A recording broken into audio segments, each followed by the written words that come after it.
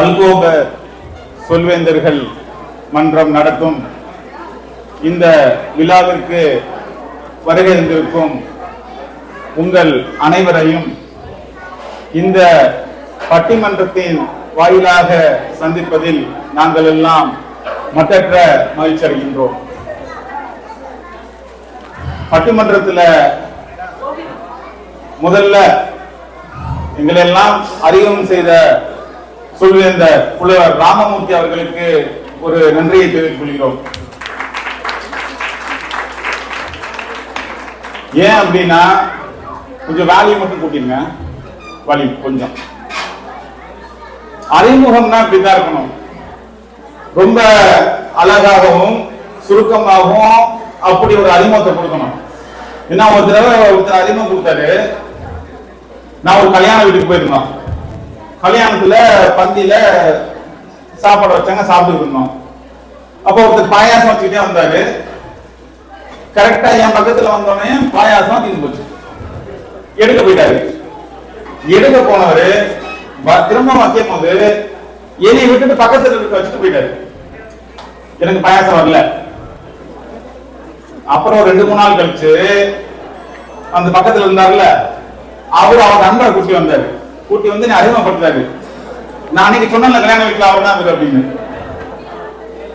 அப்படின்னா பாயாசம் வரலங்கிறத ஞாபகம் வச்சு கல்யாண வீட்டுல பாயாசம் அலைஞ்சாரு பாருங்க, அவருதான் இவரு அப்படின்னு சொல்லி அறிமுகப்படுத்தாரு. அந்த மாதிரி எல்லாம் அறிமுகம் இல்லாம மிக அழகான ஒரு அறிமுகத்தை கொடுத்தாரு. அதை தொடர்ந்து கொஞ்சம் அமைதியா இருந்தீங்கன்னா நாங்க பேசுறது கேட்கும். ஏன்னா இந்த தலைப்பு வந்து பெரியவர்களுக்காக மட்டுமல்ல, குழந்தைகளுக்கும் சேர்த்துதான். அதனாலதான் இந்த பட்டிமன்றத்தோட ஆலோசகராக இருந்த சொல்வேந்தர் ரமேஷ் அவர்கள் மிகச் சிறப்பான ஒரு தலைப்பு கொடுத்திருக்கிறாரு. பேச்சாளர்கள் பொறுத்தவரையும் நாங்க தலைப்பு எடுத்து பேசுறதை விட எங்களுக்கு ஒரு தலைப்பை கொடுத்து அதை பேசணும்னு சொல்றதுதான் எங்களுக்கு ஒரு சவால். அதுதான் நல்லாவும் இருக்கும். அப்படிதான் பேசணும். பேச்சாளருக்கு அழகு, அதுதான் அழகு. அப்படி ஒரு தலைப்பை கொடுத்து எங்களை பேச சொல்லியிருக்கிறாரு. ஏன் அப்படி பேச சொல்லியிருக்காருன்னா, இன்றைய காலகட்டத்தில் நம்ம பிள்ளைகளை வளர்க்கிறோங்கிற பேர்ல அந்த குழந்தைகளை சரியான முறையில் விதைக்கிறோமா இல்ல வதைக்கிறோமா, இதுதான் தலைப்பு. இப்ப பட்டிமன்றம் அப்படின்னு எடுத்துக்கிறோமே, பட்டிமன்றம் அப்படின்னா வேற எந்த மொழியிலாவது பட்டிமன்றம் இருக்கா? தமிழை தவிர எனக்கு தெரிஞ்சு வேற எந்த மொழியிலும் பட்டிமன்றம் கிடையாது. அதுலயும் தமிழ்ல எடுத்துட்டோம்னா கிட்டத்தட்ட 2000 வருஷங்களுக்கு முன்னாடியே சொல்லியிருக்காங்க. நாடடியார்கள்ல பட்டிமன்றம் இருக்கு, பட்டிமன்றம் நடந்திருக்கு. இவரு கம்பர் எழுதிய பல நூல்கள், நமக்கு கம்பர் எழுதிய ஒரு நூல் தான் தெரியும். கம்பர் பல நூல்கள் எழுதியிருக்கிறார். அதுல பட்டிமன்றத்தை அவர் குறிப்பிடுறாரு. புறநானூர்ல இருக்கு. அப்படி கிட்டத்தட்ட ஒரு 2000 ஆண்டுகளாக பட்டிமன்றம் நடந்திருக்கு. அந்த பட்டிமன்றத்தை நீங்கள் அழகாக கவனிக்கிறீங்க, நாங்கள் அழகாக பேசணும். 2000-3000 வருஷங்களாக தொட்டு தொட்டு நடந்தக்கூடிய பட்டிமன்றத்தை நாங்களோ நீங்களோ கெடுத்துடக்கூடாது. அப்போ நாங்க நல்லா பேசணும், நீங்க நல்லா ரசிக்கணும். பட்டிமன்றத்தை நல்லா நாங்க பேசணும்னா அது உங்க கையில தான் இருக்கு. அது எப்படி சரியா பேசலாம் கையில அடிப்பீங்களா? அப்படி கிடையாது. உங்க கைதட்டல தான் இருக்கு. நீங்க கைதட்டி ரசிச்சு சிரிச்சு கேட்டா தான் நீங்க கேட்கிறீங்கிறதே எங்களுக்கு விளங்கும். இல்லைன்னா நாங்க வாடி பேசிட்டு இருப்போம். ஆரம்பிக்கும் போதே சொன்னார் ராஜபிரபு, அந்த லைட் எல்லாம் போட சொல்லிருங்க அப்படின்னு.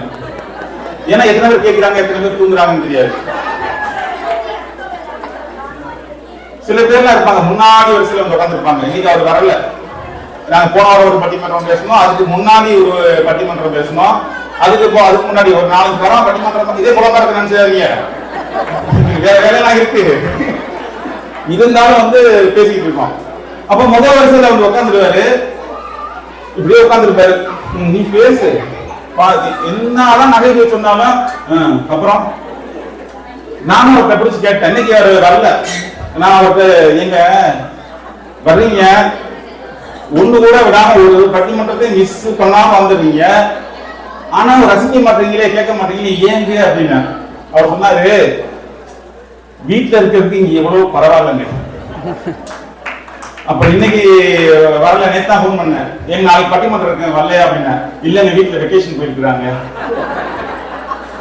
இந்த மாதிரி ஆளுகள்லாம் வச்சுட்டு நாங்க எப்படி பட்டிமன்றம் பேசுறது பாருங்க. ஒரு நல்ல தலைப்பு, அழகான தலைப்பு.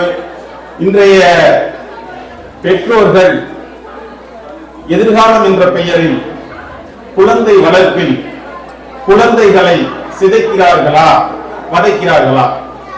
ஏன்னா நீங்க மட்டும் கேட்க கூடாது, ஆரம்பத்தில் சொன்ன மாதிரி குழந்தையும் கூட்டி வந்து கேட்க சொல்லுங்க. அவங்க பள்ளிக்கூடத்துல பாருங்கிறது மக்கள் இப்ப அவங்கள உட்கார வச்சோம், ஒண்ணு நல்ல கருத்தை அவங்கள உள்வாங்கிட்டாங்கன்னா அது விதைக்கிறதாயிரும். இல்லைன்னா என்னடா நம்மளை போட்டு உட்கார வைக்கிறாங்க, அவங்கள வதைக்கிறதாயிரும். குழந்தைகள கூட முடிவு கொடுத்துடலாம்.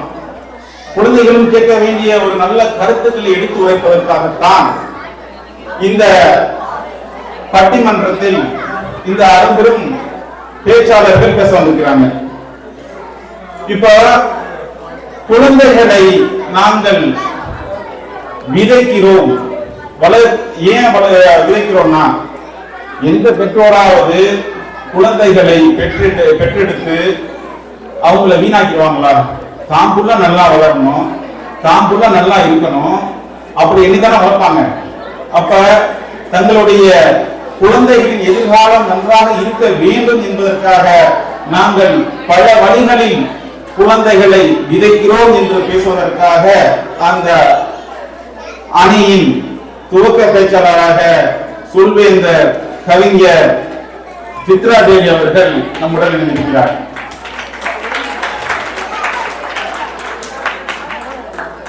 அதைத் தொடர்ந்து குழந்தைகளை விதைக்கிறோம் என்பது இன்னும் ஆழமாக பேசுவதற்காக அந்த அணியின் பேச்சாளர் கவிஞர் அருண் அவர்கள் நம்முடன் இணைந்திருக்கிறார். காலையில் ஒரு கெட்டப்பு, இப்ப ஒரு கெட்டப்பு. காலையில பச்சை கலர் சட்டை, இப்ப மெரூன் அருண் அப்படின்னு கூட சொல்லலாம். அதைத் தொடர்ந்து அந்த அணியின் அணி தலைவராகவும் தொகுப்புரை வழங்குவதற்காகவும் பிள்ளைகளை விதைக்கிறோம் என்று ஆழமாக தன்னுடைய கருத்துக்களை எடுத்து வைப்பதற்காக அந்த அணியின் அணித்தலைவர் கவிஞர் சொல்வேந்தர் ராஜபிரபு அவர்கள் நம்முடன் இணைந்திருக்கிறார்.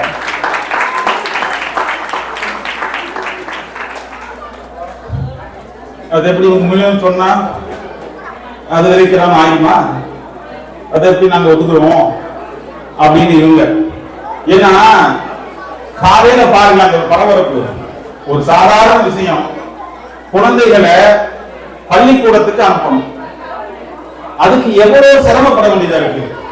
காலையில புள்ளைய பெட்ல இருந்து எழுப்பி புரோட்டாவுக்கு மாவு பேசுற மாதிரி பிசைஞ்சு அதுக்கு ஒரு ட்ரெஸ்ஸை மாட்டி விட்டு கையை கட்டி கொண்டு போய் ஆட்டோ, அது நம்ம ஊர்ல எல்லாம் பாத்தீங்கன்னா ஒரு ஆட்டோக்குள்ள 15 24 பேருக்கு தூங்கும், அதுக்குள்ள ஏற்றி ஒரு அம்மா என்ன இருக்குது, டெய்லி ஆட்டோல ஏற்றி விட்டுட்டு அப்பதான் டிஃபன் ஓட்டுறதுக்கு வேகமா ஓடி ஆட்டோலே ஓட்டும், மறந்துட்டு ஆட்டோ டிரைவருக்கு சேர்த்து விட்டு அவங்க ஒரு நாள் சொல்லியிருக்காரு, ஏமா டெய்லி தேங்காய் சட்னி வைக்கிறீங்க, ஒரு நாளைக்கு தக்காளி சட்னியாவது வைங்க, நல்லா இருக்கும். அந்த மாதிரி தான் இன்னைக்கு போயிட்டு இருக்கு. அப்படி என்று இன்னும் விளக்கமாக சொல்வதற்காக அந்த அணி துவக்க பேச்சாளராக நம்முடன் இணைந்திருப்பது சொல்வேந்தர் ஜுமாகான் அவர்கள். இன்னும் குழந்தைகளை படிக்க வைக்கிறோம், அவங்களுக்கு பல கலைகளையும் கற்றுக் கொடுக்கிறோம்.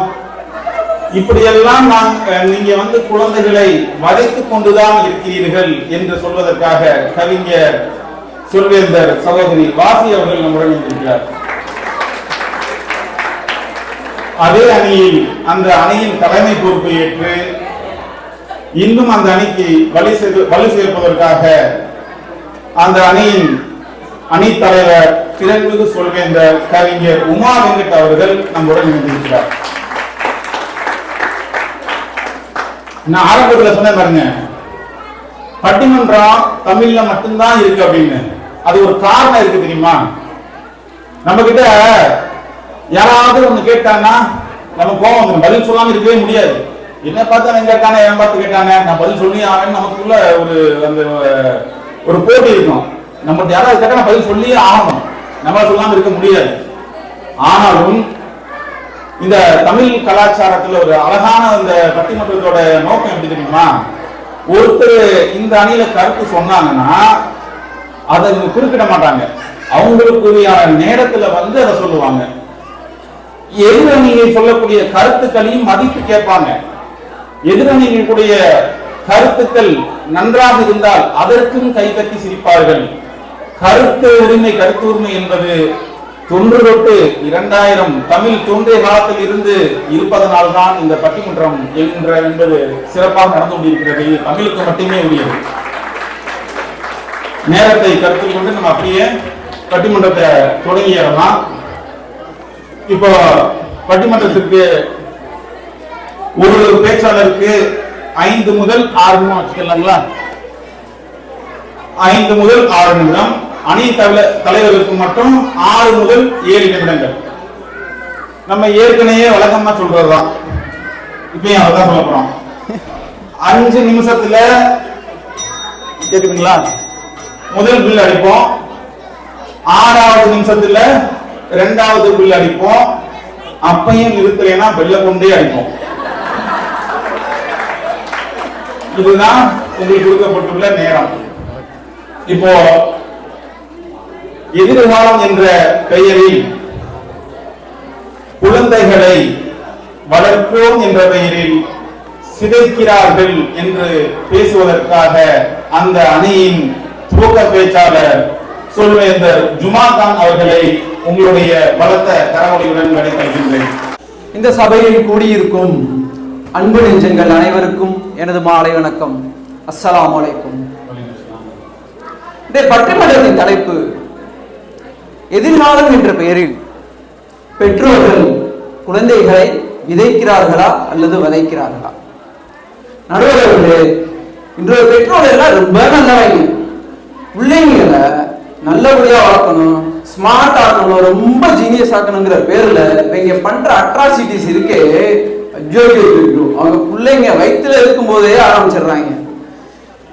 நர்சரி நேரம் நர்சரியில தான் கொண்டு விடுறாங்க. இவங்க இதுக்கு 1000 காரணம் சொல்ல வேண்டியது. அவங்கள வந்து பெருத்து வளர்த்து நல்ல ஆளாக்குறோம் அப்படின்ட்டு அவங்கள பிறந்ததுல இருந்து டென்ஷன்லயே வச்சிருக்காங்க. என்ன பண்ணுவாங்கன்னா எல்லா இன்ஸ்டாகிராம்ல இப்ப ஏகப்பட்ட கோர்சஸ் வருது. எல்லாத்துலயும் பிள்ளைகளை சேர்த்து விட்டு இவன் அதைப்படி இதைப்படின்னு போட்டு தொந்தரவு பண்ணிக்கிட்டே இருக்க முடியாது. இவன் எல்லாத்தையும் படிச்சுட்டு அகாடமிக்ல அங்கேயிருந்து 95% வாங்கிட்டு வருவான். அதையெல்லாம் நீங்க கண்டுக்க தெரியாது. அந்த விட்டு போன 5% இருக்கு பாத்தீங்களா, எங்கடா போச்சு? எழுத்த வீட்டுக்காரன் உங்களோட தானே அவன் 97% வாங்கியிருக்கான், உனக்கு என்ன கொள்ள அப்படின்னு போட்டு அவனை பாடாப்படுத்தி கொஞ்சம் நெஞ்சம் அவன் ஏன்டா படிச்சோங்கிற நிலைமைக்கு அவனை கொண்டே விட்டுறாங்க. அதோட மட்டுமா ஸ்கூல்ல நடக்கிற எல்லா ஸ்போர்ட்ஸ்லயும் ஃபர்ஸ்ட் வந்தாகும். அப்புறம் ஆனுவல் டே, கல்ச்சுரல் அப்படி ஏதாவது ஒன்று நடத்துவாங்க. அதுலயும் பாத்தீங்கன்னா அவங்க தான் டாப் பெர்ஃபார்மரா இருக்கணும். இவங்களை எப்போதும் பெர்ஃபார்மரா வச்சிருக்க வேண்டியதே இவங்களுடைய நோக்கமா இருக்கு. இதெல்லாம் தாண்டி செஸ்ஸா இருந்துச்சுன்னா அதுல சாம்பியனா இருக்கணும். இதுக்கு மேல அவங்க அப்பா மகளோட சேர்ந்து ரீல்ஸை போட்டு இன்ஸ்டாகிராம்ல பக்கத்து வீட்டுக்காரங்களையும் சொந்தக்காரங்க வைத்தறிச்சல வேற வாங்கி கட்டியும். இதை எல்லாத்தையும் இவங்க பண்ணணும்னா இவங்க பிள்ளைய பெற்றதுக்கு பேசாம ரோபோ பெற்றிருக்கலாம். எதுக்கு பிள்ளைய பெற்றாங்க தெரியலன்றவர்களே. இதெல்லாம் கேட்டா அவங்க ஒரு காரணம் சொல்றதுக்காக ஒரு 3 பேர் உட்கார்ந்துருக்காங்க. இங்க வந்து நாங்கள் அவர்கள் எதிர்காலத்திற்காக தான் செய்கிறோம் அப்படின்னு. ஆனா இதுக்கு பின்னாடி ஒரு மிகப்பெரிய அரசியலே இருக்கு. அவங்க அவர்களுடைய தற்பெருமைக்காக மட்டுமே இதை செய்யறாங்க.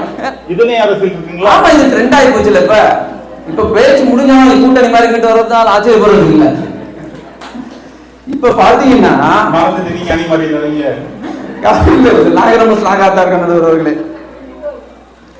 முன்னாடிதான் இவங்க பெருமை பீதிக்கிறதுக்கு வீட்டுல கார் வாங்கணும், வீடு கட்டணும் அப்படிம்பாங்க. இப்ப இந்த காரு, ஏசி, வீடு எல்லாம் மிடில் கிளாஸோட மினிமம் ரிக்வயர்மெண்ட்ல வந்ததுனால இந்த பிள்ளைகளோட இவங்களை நல்லா வளர்க்குறோங்கிற பேர்ல இவங்களை ஷோகேஸ் காமிச்சு இவங்க பெருமை பீத்திக்கிறதுக்காக இவர்களுக்கு தேவையில்லாத விஷயங்களை திணித்து அவர்களை வதைக்கிறார்கள். இதை நம்ம பார்க்கறோமா இல்லையா? அடுத்த ஒரு முக்கியமான விஷயம், அவர்கள் சின்ன சின்ன ஆசைகளை கூட வந்து அவர்கள் அங்கீகாரம் கொடுக்கறதே கிடையாது. குழந்தை வந்து ஸ்கூல்ல இருந்து ஆசையா வரும், அம்மா இன்னைக்கு வந்து என் ஃப்ரெண்டு எனக்கு சாக்லேட் கொடுத்தான் அவன் பர்த்டேக்கு அப்படின்னா, அந்த அம்மா ஏற்கனவே புருஷனோட சண்டை போட்டு உட்காந்துருக்கு, போடி உனக்கு ஒரு வேலை உங்க அப்பனுக்கு ஒரு வேலை இல்லை அப்படின்னு இவன் இப்படியே பாக்குறான். நான் என்னடா தப்பு பண்ணேன், என்ன எதுக்குடா இப்படி பண்றாங்க அப்படின்னு சொல்லிட்டு பாட்டு செல்லை எடுத்துட்டு ஒரு ஓரமா போய் உட்காந்துடுறான். இந்த காலத்துல பெற்றோர்கள் குழந்தைகளுக்கு கொடுக்கிற மிகப்பெரிய தண்டனை என்ன தெரியுமா? செல்ல தூக்கி ஒழிச்சு வைக்கிறது. இவங்க என்ன சொல்றாங்க, பிள்ளை என்ன பார்த்தாலும் செல்லணுன்றான் செல்லணுன்றான் செல்லணுன்றான்னு. இவர்கள் அனைவருக்கும் நான் கேட்கிறேன், நீங்க என்ன பண்றீங்க? இவன் என்ன பண்றா, ஒரு பக்கமா செல்ல எடுத்து வச்சுக்கிட்டு ஏதாவது ரீல்ஸ் பார்த்துக்கிட்டு இருக்க வேண்டியது. அவன் என்ன பண்ணுவான், ஒரு சைடு ரோல் பாக்ஸ் தான் விளையாண்டுக்கிட்டு இருப்பான். நடுவர்களே, நம்ம காலத்துல எல்லாம் எப்படி இருந்ததுன்னா, வீட்டுல அப்பாவுக்கு ஒரு சட்டம், அம்மாவுக்கு ஒரு சட்டம், குழந்தைகளுக்கு ஒரு சட்டம் இருந்தது. இப்பொழுது வீட்டில் அனைவருக்கும் ஒரே சட்டம் தான். நீங்க இங்க ரீல்ஸ் பார்த்துட்டு இருந்தீங்க அப்படின்னு சொன்னா உங்கள் குழந்தைகளும் அதே வேலையை தான் செய்யும். நம்ம கரெக்டா இருந்தா மட்டும்தான் நல்ல குழந்தைகள் சரியா இருக்கும். அதை விட்டுட்டு இவங்க என்ன பண்றாங்கன்னா, இவங்க 40 வயசு ஆகி இவங்க எல்லாருக்கே ரீல்ஸை பார்க்கறது கண்ட்ரோல் பண்ண முடியல, பச்சை பிள்ளைய போட்டு பாடாப்படுத்துறது. நல்லவர்களே, இன்னொரு விஷயம் என்ன பண்றாங்கன்னா, இவர்கள் காலத்துல இவர்கள் அறிவாளித்தனம் நினைச்சிட்டு இருந்த விஷயம் இருக்கு தெரியுமா, அதை கொண்டே பச்சை பிள்ளைங்க மேல திணிக்கிறது. இப்படித்தான் நம்மளால ஒரு ஆளு 5 ரியால் கடையில போய் ஒரு அனலாக வாங்கிட்டு வந்தாப்புல. அதுல பாத்தீங்கன்னா 5 மூணு இருந்தா எத்தனை மணி, பெரிய மூணு 4ல இருந்தா எத்தனை மணி, இது எல்லாத்தையும் குழந்தைகளுக்கு சொல்லி கொடுத்துட்டு கடைசியா என்ன பண்ணாருன்னா, மறுநாள் தம்பி வாட்சில மணி பார்த்து சொல்லுப்பா அப்படின்னு இருக்கான். அவன் அப்படியே படுத்துக்கிட்டு சரி what is the time now அப்படின்ட்டான். அந்த அக்கா அழகா மணியா சொல்லிருச்சு. ஆனா இவர் இங்க வந்துகிட்டு நான் உனக்கு எப்படி மணி பார்க்க சொல்லி கொடுத்தேன் அப்படின்ட்டு. இவர் எப்படி ஆகுனா, 1ல இருந்து 100 வரைக்கும் தலையில சொன்னாலே ஜீனியஸ்ங்கிற காலத்துல வாழ்ந்துட்டு இப்ப பச்சை புள்ளையில போட்டு பாடாப்படுத்து. இது மட்டுமா நடுவர்களே, சமீபத்தில் நான் ஒரு ஹாஸ்பிட்டல் போயிருந்தேன். அங்க ஒரு அம்மா வந்து குழந்தைய கூட்டிட்டு வந்திருந்தாங்க, உடம்பு சரியில்லாம. அங்க வெயிட்டிங் ஹால்ல இருக்கும்போது அந்த குழந்தைகிட்ட கேட்கிறாங்க, பாப்பா அந்த எல்இடி சர்க்கிளா ஸ்கொயரா அப்படின்னு. அந்த பிள்ளைக்கு பாவம் கண்ணே திறக்க முடியல, அப்படியே பார்க்குது. பார்த்துட்டு ஸ்கொயர் அப்படிங்கிறது. உடனே பார்த்தீங்களா, அவங்களுக்கு அதுல ஒரு பெருமை, நான் எல்லாத்தையும் பிள்ளைக்கு சொல்லி கொடுத்துருக்கேன் அப்படின்னு. நல்லவர்களே, இதெல்லாம் நீங்க எதுக்காக பண்றாங்க நினைச்சிட்டு இருக்கீங்க? அவர்கள் எதிர்காலம் என்று எதிர்காலம் அவர்களுக்கு பண்றோம், அவர்களுக்கு ஒரு நல்ல வாழ்க்கையை அமைச்சு கொடுக்குறோம் என்ற அவர்கள் நோக்கம் எல்லாமே அவர்களுக்கு பணம் சம்பாதிக்க வைப்பது மட்டும்தான். நீங்க திருச்சி நாமக்கல் வழியா ஈரோடு போயிருந்தீங்கன்னா தெரியும், வரிசை போர்டிங் ஸ்கூல் பார்த்துக்கிட்டே இருக்கலாம். அந்த போர்டிங் ஸ்கூல்ல எல்லாம் ஒவ்வொரு போர்டிங் ஸ்கூலுக்கு அடுத்து பார்த்தீங்கன்னா ஒரு கோழி பண்ணை உங்க எல்லாரும் கவனிச்சிருப்பீங்க. அந்த ரோட்ல டிராவலிங் பண்ணவங்களுக்கு தெரியும். அதையெல்லாம் பார்க்கும்போது ஒரு போர்டிங் ஸ்கூலு போண்டா கோழி, போர்டிங் ஸ்கூலு போண்டா கோழி. இவர்கள் மாணவர்களை போண்டா கோழி மாதிரி அதுல போட்டு அடைச்சு வச்சு அப்படியே அவங்க சிறையில் வச்சிருக்க மாதிரி வச்சிருக்காங்க. இதை கேட்டா சொல்லுவாங்க, நான் எதிர்காலத்துக்கு தான் பண்ணணும். நடுவர்களே, ஒரு 5% குழந்தைகள் கூட அதுலேருந்து வெளியில வந்து பெரிய ஆளா அவங்களும் வெளியாகிட்டு என்ன பண்றான், வெளிநாட்டுல உட்காந்துட்டு பெற்றோர்களை தனிமை சிறையில் அவர்களுடைய கடைசி காலத்தில் போட்டு அவன் அங்க ஜாலியா இருக்கான்.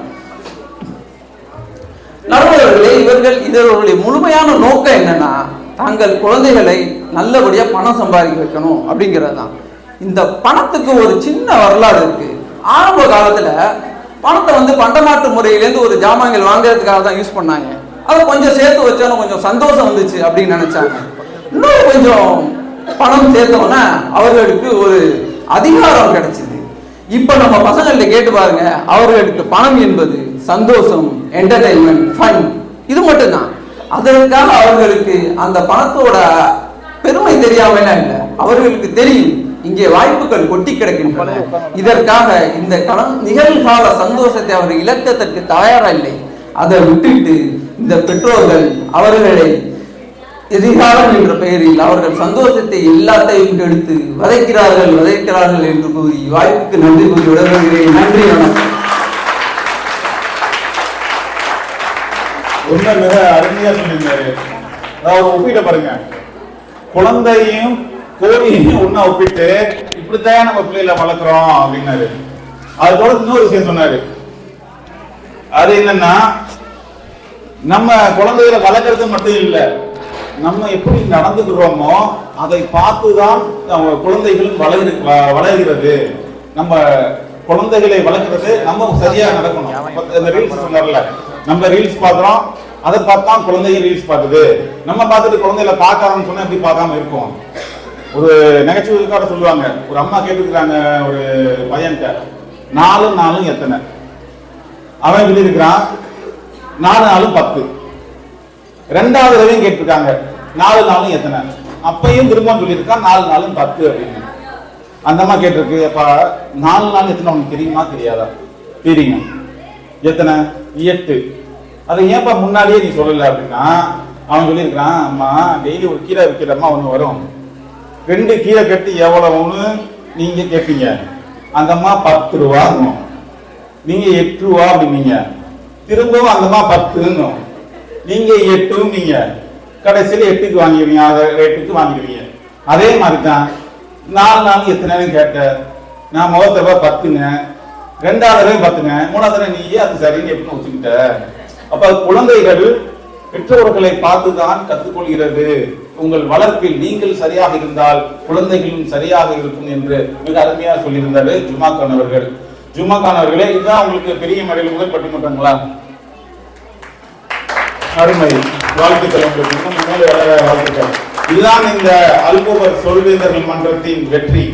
ஏன்னா ஒவ்வொரு பட்டிமன்றங்களிலும் ஒரு புதிய பேச்சாளர்களை அறிமுகப்படுத்தி அவர்களை வளர்த்து கொண்டிருக்கிறது இந்த அல்கோபர் சொல்வேந்தர்கள் மன்றம். இதெல்லாம் ஒரு பக்கம். இப்ப இதற்கெல்லாம் பதில் சொல்ல வேண்டும்.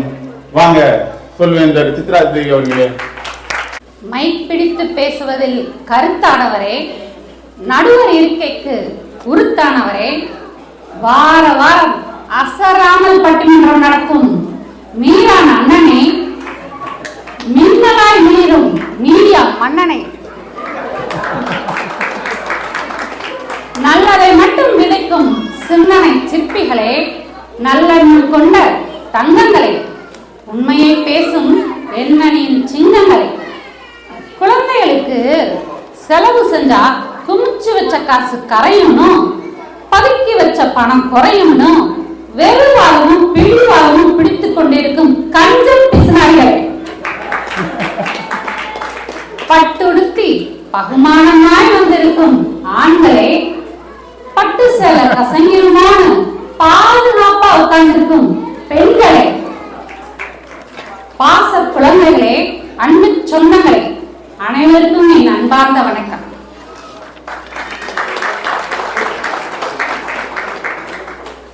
நடுவர் அவர்களே, பசங்களுக்கு கல்வியே ஆயுதம், கல்விதான் கேடயம் என்பதை ஆணித்தரமாக விதைக்கிறோங்க. ஆனா அதுக்காக படிச்சாதான் சோறு, இல்லைன்னா லைஃபே காலி ஆயிடும் பாருங்க, பயன்படுத்தி பிள்ளைக்கு வளர்த்துக்கிட்டு இருக்கோம். கஷ்டப்பட்டு வாழாத, எதையும் இஷ்டப்பட்டு வாழ்க்கைன்னு சொல்லி விதைக்கிறோம். பிள்ளைங்க கிரிக்கெட் பேட்டை கையில எடுத்தா, ஏண்டா லூசு பையனானே தொட்ட நீ கெட்டன்னு மண்டையே சொல்றோம். நீங்க செஞ்சாலும் சரிங்கம்மா. உனக்கு பேட்டிங் வருதாப்பா, பவுலிங் வருதாப்பான்னு கேட்டு ரசிக்கிறோங்க. செஸ் ஆட போனா செவிலே அடிக்கிறோம். அவன் தனித்திறமைய நாங்க செதுக்குறோங்க. டான்ஸ் ஆட பிடிச்சிருக்குன்னு சொன்னா நீ தெருக்கு தடையெல்லாம் போயிருவேன்னு திட்டவாங்க செய்யறோம். கூடவே சேர்ந்து குத்தாட்டம் போடுறாங்க. படம் வரைஞ்சா பாராட்டுறோம், பறையடிச்சா சேர்ந்தாடுறோம், பாட்டு பாடுனா கேட்டு ரசிக்கிறோம். படம் எடுக்க போனா பக்க பலமா இருக்கோங்க. இப்படி குழந்தைங்களோட தனித்திறமைகளுக்கு தனி முக்கியத்துவம் கொடுக்குறாங்க. படிப்பு ஒண்ணுதான் வாழ்க்கைன்னு பயப்படாம வாழ்றதுக்கு வழிகாட்டுறோங்க. இதுல நாங்க எங்க வளைக்கிறோம்? கையில கட்டுவாங்க வாட்சு, இதெல்லாம் ஒரு பேச்சுன்னு புலம்பிட்டு போயிருக்காரு. இந்த புலம்பல் சும்மா தானே, அவரோட புலம்பல் நம்பர் 1ங்க. குழந்தைங்களை கோழி மாதிரி அடைச்சு வைக்கிறோம்னு ஒரு பக்கம் கூப்பாடு போட்டாரு. இன்னொரு பக்கம் கிளாஸா அனுப்புறோம்னு கிளாஸ் எடுத்துட்டு போனாரு. ஜேசுதாசா கண்ணதாசான்னு பாவம் அவரே கன்ஃபியூஸ் ஆயிட்டாரு. பேசுறது பூரா பிராடாங்க. கிளாஸா அனுப்புனா காசு குறைஞ்சிரும்னு கஞ்ச பிசினாரித்தனத்தை மறைக்க கதையா ரீல் விட்டுட்டு போறாங்க. அந்த அணியவே கஞ்ச பிசினாரி அணி முடிவு பண்ணீங்களா? புலம்பல் நம்பர் 2ங்க. அப்புறம் சொன்னாரு, குழந்தைங்க கிட்ட ஒரு அம்மா லைட்டை காட்டி இது வட்டமா இல்ல கட்டமா அப்படின்னு கேட்டது குத்தமா போச்சான். ஐயோ வைக்கிறாங்க, அம்மா வைக்கிறாங்கன்னு ஒரே புலம்பல். இல்ல நான் தெரியாம தான் கேட்கிறேன், அந்த அறிவை கூட விளைக்காம அப்புறம் என்னத்துக்கு பெற்றவங்க? அது குழந்தையா இல்ல கொத்தமல்லி கட்டா அப்படியே தூக்கி பிரிட்ஜ்ல வைக்க அது 6 நாள் அழிக்கிறோம். புலம்பல் நம்பர் 3ங்க. நம்பர் போட்டு வந்தீங்களா நீங்க? ஆமாண்ணா, நம்ம பசங்க தோல்வியவே தாங்கிக்கிறது இல்லையா, எப்பவும் டென்ஷன்லயே இருக்காயா. கண்டுபிடிச்சிட்டாரு அவரு. புலம்பல் நம்பர் 4. ஆனா நம்ம பசங்க பாத்தீங்கன்னா ஃபங்க்ஷன்னாலும் சரி டென்ஷன்னாலும் சரி சென்டிமெண்டா பேசி சேட் பாய்ஸா இல்லாம எவ்வளவோ பாக்குறோம், இத பார்க்க மாட்டோமான்னு ஃபன் பாய்ஸா வாங்கி நினைச்சுக்குவாங்க. ஃபன் பாய்ஸ் போலாம் எக்ஸாம் ஃபெயிலியரா இருக்கட்டும், லவ் ஃபெயிலியரா இருக்கட்டும், வாழ்வே மாயம்னு தாடி வச்சுட்டா தெரியுறாங்க, ஒழிட்டு போயிட்டே இருக்காங்க. ஃபன் பாய்ஸ் வைக்கிற கல்யாண பேனர் உள்ள வசனத்தை பார்த்திருக்கீங்களா? குவார்டர்ல பாதி கட்டிங்கு, எங்க அண்ணனுக்கு இன்னைக்கு வெட்டிங்கு, அடுத்த மாப்பிள்ள நாங்க, பொண்ணு இருந்தா தாங்க. ஆனா இதெல்லாம் 90 கிட்ஸ் தான் வைப்பாங்க. அவரு 70 இருப்பாருமா. கட்டுனா தாலி, கட்டுன உடனே காலி. அவ்வளோ ஏங்க. இப்போ நம்ம மன்றத்து பொங்கல் பேனரை சொக்கத்தங்க சுரேஷ் அண்ணன்ட்ட கொடுக்கறதுக்கு பதிலா நம்ம ஃபன் பாய்ஸ்ட கொடுத்துருந்தீங்கன்னு வைங்க, வாசனை எப்படி இருக்கும் தெரியுமா? கூப்பிடுறது நாங்க, உச்சப்படாம வாங்க. இடம் பொருள் ஏவலு, இலை நிறைய சேவலு, வெறும் வயிற்றுல வாங்க, வெளுத்து கட்டிட்டு போங்க. இப்படி வாழ்க்கையை ரசிச்சு வாழ விதைச்சுக்கிட்டு இருக்கோம். இவங்க என்னடானா பசங்களுக்கு கவலையை கடந்து போக தெரியல, தோல்வியை தாங்கிக்க முடியல, உதவுறாங்க உதவுறாங்கன்னு வாய்க்கு வந்ததெல்லாம் பேசுறதுக்கு இந்த 3 பேர். மக்களே, இந்த பூனை குறுக்க போனா போன காரியம் விளங்காது, காக்கா கத்துனா வீட்டுக்கு சொந்தக்காரங்க வந்துருவாங்க, வெள்ளி செவ்வாயில பணத்தை வெளியில கொடுக்க கூடாது, இந்த மாதிரி ஆகாத போகாத மூட நம்பிக்கையிலையா பசங்களுக்கு விதைச்சு முடக்கியா வச்சிருக்கோம். வாழ்க்கைங்கிறது பனைமரம் மாதிரி, ஏறுனா நொங்கு, விழுந்து முடிக்கலைன்னா சங்கு அப்படின்னு நல்லதை சொல்லி விதைச்சிட்டு இருக்கோங்க. அதே போல இந்த பெண் குழந்தைங்க பெரிய பிள்ளை ஆயிட்டா மூளையில உட்காரு, முக்காடு போடு, கால் மேல கால் போடாத, வண்டி ஓட்டாத, என்னைக்கா இருந்தாலும் இன்னொரு வீட்டுக்கு போறதுல தானே, பள்ளிக்கூடம் எதுக்கு, படிப்பு எதுக்கு, வேலை எதுக்கு, அப்படியே நாங்க விதைச்சுக்கிட்டு இருக்கோம். இல்ல ஆம்பளை பிள்ளைனா அழுவலாமா, விளக்க மாத்த தொடலாமா, வீட்டு வேலை செய்யலாமா, அப்படியே விதைச்சுக்கிட்டு இருக்கோம். ஆண் பெண் வேறுபாடு இல்லாம எந்த பாகுபாடும் பார்க்காம எல்லாத்தையும் சமமா பார்க்க விதைச்சிட்டு இருக்கோங்க. முடிவா ஒன்று சொல்றேன் நடுவர் அவர்களே, கல்வியை கண்ணாக விதைக்கிறோம், தனித்திறமையை இமை போல காக்கிறோம். குழந்தைகளிடம் இறுக்கமாக இல்லாமல் மனசுக்கு மிக நெருக்கமாக பேசி நல்லதை விதைக்கிறோம். முதல் மதிப்பெண்ணை விட பெண்ணை மதிப்பது முதல் என்பதை விதைக்கிறோம்.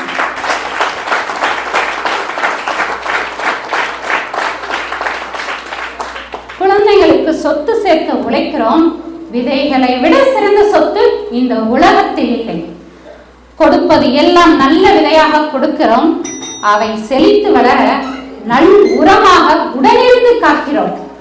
ஆகவே நடுவர் அவர்களை, எதிர்காலம் என்ற பெயரில் பெற்றோர்கள் குழந்தைகளுக்கு நல்லதை மட்டுமே விதைக்கிறார்கள் விதைக்கிறார்கள் விதைக்கிறார்கள் என்ற தீர்ப்பை வழங்குமாறு கேட்டுக்கொள்கிறேன். நன்றி.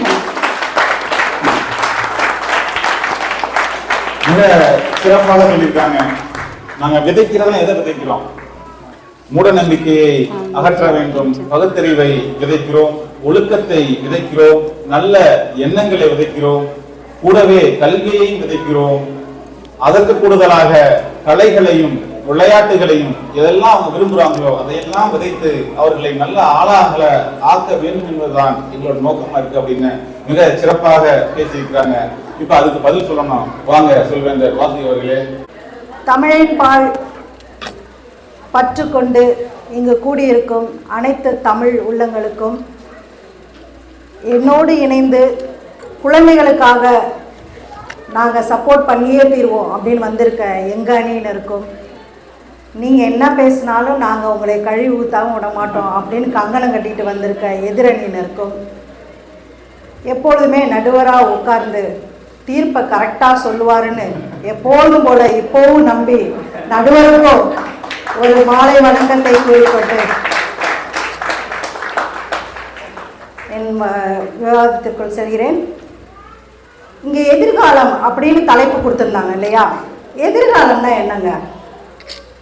அந்த கனவு நிஜமா அப்படின்னு கேட்டிங்கன்னா கண்டிப்பாக இல்லை. அதுக்காக நம்ம பிரார்த்தனை படலாம், முயற்சி செய்யலாம், உழைக்கலாம், எல்லாம் பண்ணலாம். ஆனால் அதுதான் நம்ம வாழ்க்கையில் நடக்குமா அப்படின்னு கேட்டால் அதை உறுதியிட்டு யாராலுமே சொல்லவே முடியாது. எதிர்காலம் ஒரு நிச்சயமற்ற ஒரு வாழ்க்கை. காலம் இருக்குல்ல, அது வேற மாதிரி ஒரு பதிலை நமக்காக வச்சிருக்கும். இவங்க என்ன பண்ணுறாங்கன்னா, ஒரு 25 வருஷம் கழித்து தான் குழந்தைக்கு என்ன நடக்கணும் அப்படிங்கிறத இவங்க ஒரு கனவு கண்டு வச்சுருப்பாங்க. அந்த கனவு அந்த குழந்தைக்கு பிடிக்குமா பிடிக்காதா இதை பற்றிலாம் அவங்களுக்கு கவலையே கிடையாது. பாருங்க எவ்வளோ தைரியமாக உட்காந்துருக்காங்க. நான் நினச்சதை செய்வேன், அவ்வளோதான். அதை கொண்டு போய் அந்த குழந்தை மேலே போட்டுறது. நீ டாக்டர் ஆகணும், நீ இன்ஜினியர் ஆகணும், நீ ஐபிஎஸ் ஆகணும், இருக்கிற எல்லா லிஸ்ட்டும் எல்லா கேட்டகரியும் வந்துடும். இதுக்காக நீ உழைக்கணும், படிக்கணும் அப்படின்னு சொல்லி அந்த குழந்தைய ஃபோர்ஸ் பண்ணுற அங்கேயே முடிஞ்சுது. வதைக்கிற அப்படிங்கிற அந்த ஒரு கேட்டகரிக்குள்ளே இவங்க வந்துடுறாங்க. இதில் குழந்தைகளோட உணர்வுகள் செத்து போகுது. இதுக்கு மேலேயா நீங்கள் குழந்தைகளை வதைக்கணும்? இதில் வேற அவங்க எதிரணியில் சொல்லிட்டு போனாங்க, நாங்கள் என்ன அடிக்கிறோமா திட்டுறோமா? ஆமாம், கஞ்ச பீஸ்னாரியா. அவங்களுக்கு ஒரு கதை தெரியாதுன்னு நினைக்கிறேன். ஜாக்கி ஜான் தெரியும்ல அவங்க எல்லாருக்கும், த கிரேட் ஆக்டர். அவர் ஒரு குழந்தைக்கு சொத்துல ஒரு பைசா கூட கொடுக்கல. ஏன் தெரியுமா? என் குழந்தை அவன் உழைச்சி அவன் சம்பாரிச்சு அவன் வாழ்க்கையை அவன் வாழணும், என் காசுல நிற்க கூடாதுன்னு முடிவெடுத்தாரு. அந்த கேட்டகரிங்க நாங்கெல்லாம். அது தெரியாம பேசுறோம். அடிக்கிறோமா? நாங்க என்ன அடிக்கிறோமா? செஸ் விளையாண்டா உதைக்கிறோமா? நாங்க என்ன சொன்னோமா நீங்க அடிக்கிறோன்னு? இல்லையே. வதைக்கிறதுனா அடிக்கிறது இல்லைங்க, கண்டிக்கிறதுக்கும் தண்டிக்கிறதுக்கும் வித்தியாசம் இருக்கு. இப்ப எத்தனை பெற்றோர் குழந்தைகளை கண்டிக்கிறீங்கன்னு சொல்லுங்க? கிடையவே கிடையாது. தண்டிக்கிறதுல ஓகே, அது கொடுமையிலும் கொடுமை, அதை செய்ய வேணாம், அதை நிறுத்திட்டோம் இந்த தலைமுறை, ரொம்ப மனசுக்கு சந்தோஷமா இருக்கு. ஆனா கண்டிக்கிறோமா அப்படின்னு கேட்டா இல்ல. சொன்னாங்களே, என் பையன்கிட்ட கொடுத்து பாருங்க எங்க ஃபன் பாய்ஸ்ட, அப்படியே ரைமிங்கா வந்தது. நாங்க இப்படி பண்ணுவாங்க அப்படி பண்ணுவாங்க. அஃப்கோர்ஸ் பண்ணட்டும், நல்லதுதான். ஆனா அந்த குழந்தைய தவறு செய்யும் பொழுது கண்டிக்க வேண்டியதும் ஒரு பெற்றோரின் கடமை. அதை தான் நாங்கள் சொல்றோம். தோல்வியை சந்திக்கிறதுக்காக நாங்கள் தோத்துறது நாங்கள் அக்செப்ட் பண்ண மாட்டேங்கிறோமா அப்படி இப்படின்னு பேசுனாங்க. நாங்கள் அப்படியே ஃபன்னாக ஹேண்டில் பண்ணுறோன்னு. இன்னைக்கு நியூஸை திறந்தா 10ஆம் வகுப்பு ஃபெயிலானா கூட சூசைடுன்னு போகிற குழந்தைங்க ஏறாது. எங்கேயும் நடக்கிற ஏதோ ஒரு சின்ன வழி, அதை தாங்கிக்கிற மனப்பக்குவம் அந்த குழந்தைங்கள்ட்ட இல்லவே இல்லை. என் குழந்தை, எனக்கு ஒரு சின்ன பையன் இருக்கான், 4th கிரேட் படிக்கிறான். இப்போ அவன்கிட்ட என்னன்னு தெரியல, இயல்பாகவே நான் குழந்தையிலேருந்து பார்த்துட்டு இருக்கேன், சக்ஸஸ் மட்டும்தான் அவனுக்கு. எதை எடுத்தாலும் வின்னிங், நம்பர் 1ல இருக்கணும். ஒரு நாள் நானும் அவனும் லூடோ விளையாடிட்டு இருந்தோம். தோத்துட்டான்னு சொல்லி மூளையில் உட்காந்துட்டான். ஏன்டானா, அம்மா நான் தோத்துட்டேன், நான் தானே வின் பண்ணியிருக்கணும். நான் அப்போ சொன்னேன், தம்பி அது அப்படி கிடையாது, ஜெயிக்கிறது மட்டும் வாழ்க்கை இல்லைடா, நீ ஜெயிச்சினா அது மட்டும்தான் உனக்கு பாடம், நீ தோத்தினா நீ தோக்குற ஒவ்வொரு தோல்வியும் உனக்கு பாடம்டான்னு சொன்னாங்க.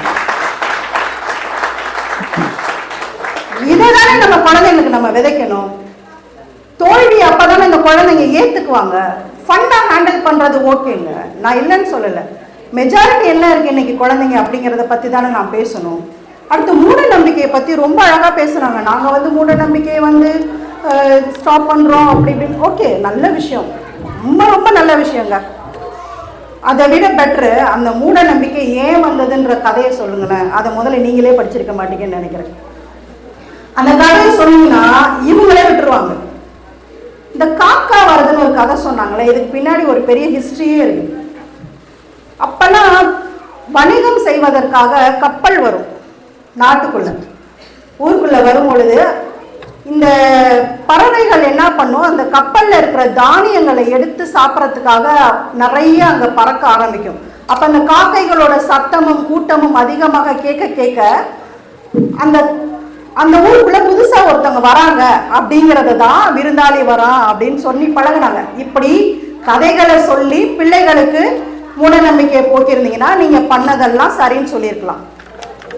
அடுத்ததான் ஒரு டாய்ஸ் வாங்கி கொடுக்க சொல்லுங்களேன் பேரண்ட்ஸ்கிட்ட. எஜுகேஷன் டாய், லேர்னிங், விளையாடுறதுல கூடயாங்க.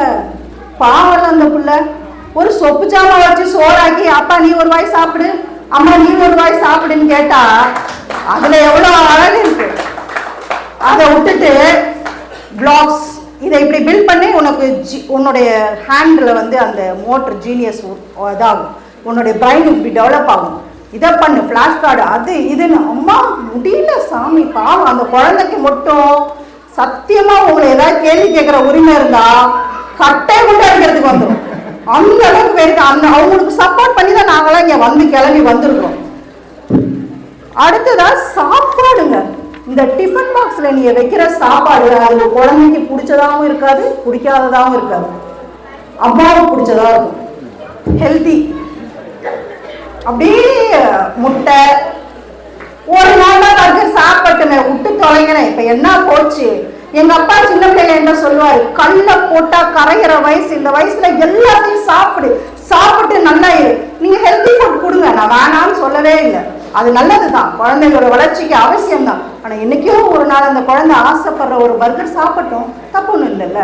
ஆனா அதை செய்யறதே கிடையாது. இதை துணிச்சு இந்த குழந்தை ஒரு கட்டத்துல இன்னைக்கு வந்து எங்க அம்மா நிறைய ரைஸ் கொடுத்துட்டாங்க, நான் நிறைய கேலரி சாப்பிட்டேன், எங்க அம்மா எப்படி வாக்கிங் போறாளோ அதே மாதிரி நான் இன்னைக்கு ஒரு 10 கிலோமீட்டர் நடக்கணும்னு கிளம்பிடுதுங்க.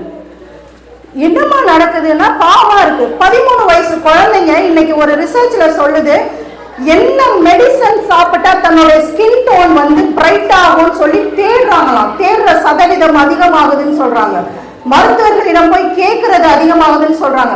இப்பேற்பட்ட குழந்தைங்க நம்ம எங்க கொண்டு போய் நிறுத்திருக்கோம், நாம தான் அதுக்கு காரணம். ஏன்னா நம்ம வந்து எந்த ஃபேர் அண்ட் லவ்லியை பூசலாம், எந்த நிவியா கிரீமை பூசலாம், நம்ம பிரைட்டா இருப்போம் அப்படின்னு யோசிச்சுட்டே இருந்தா நம்ம பிள்ளைங்களும் அப்படிதான் இருக்கும்.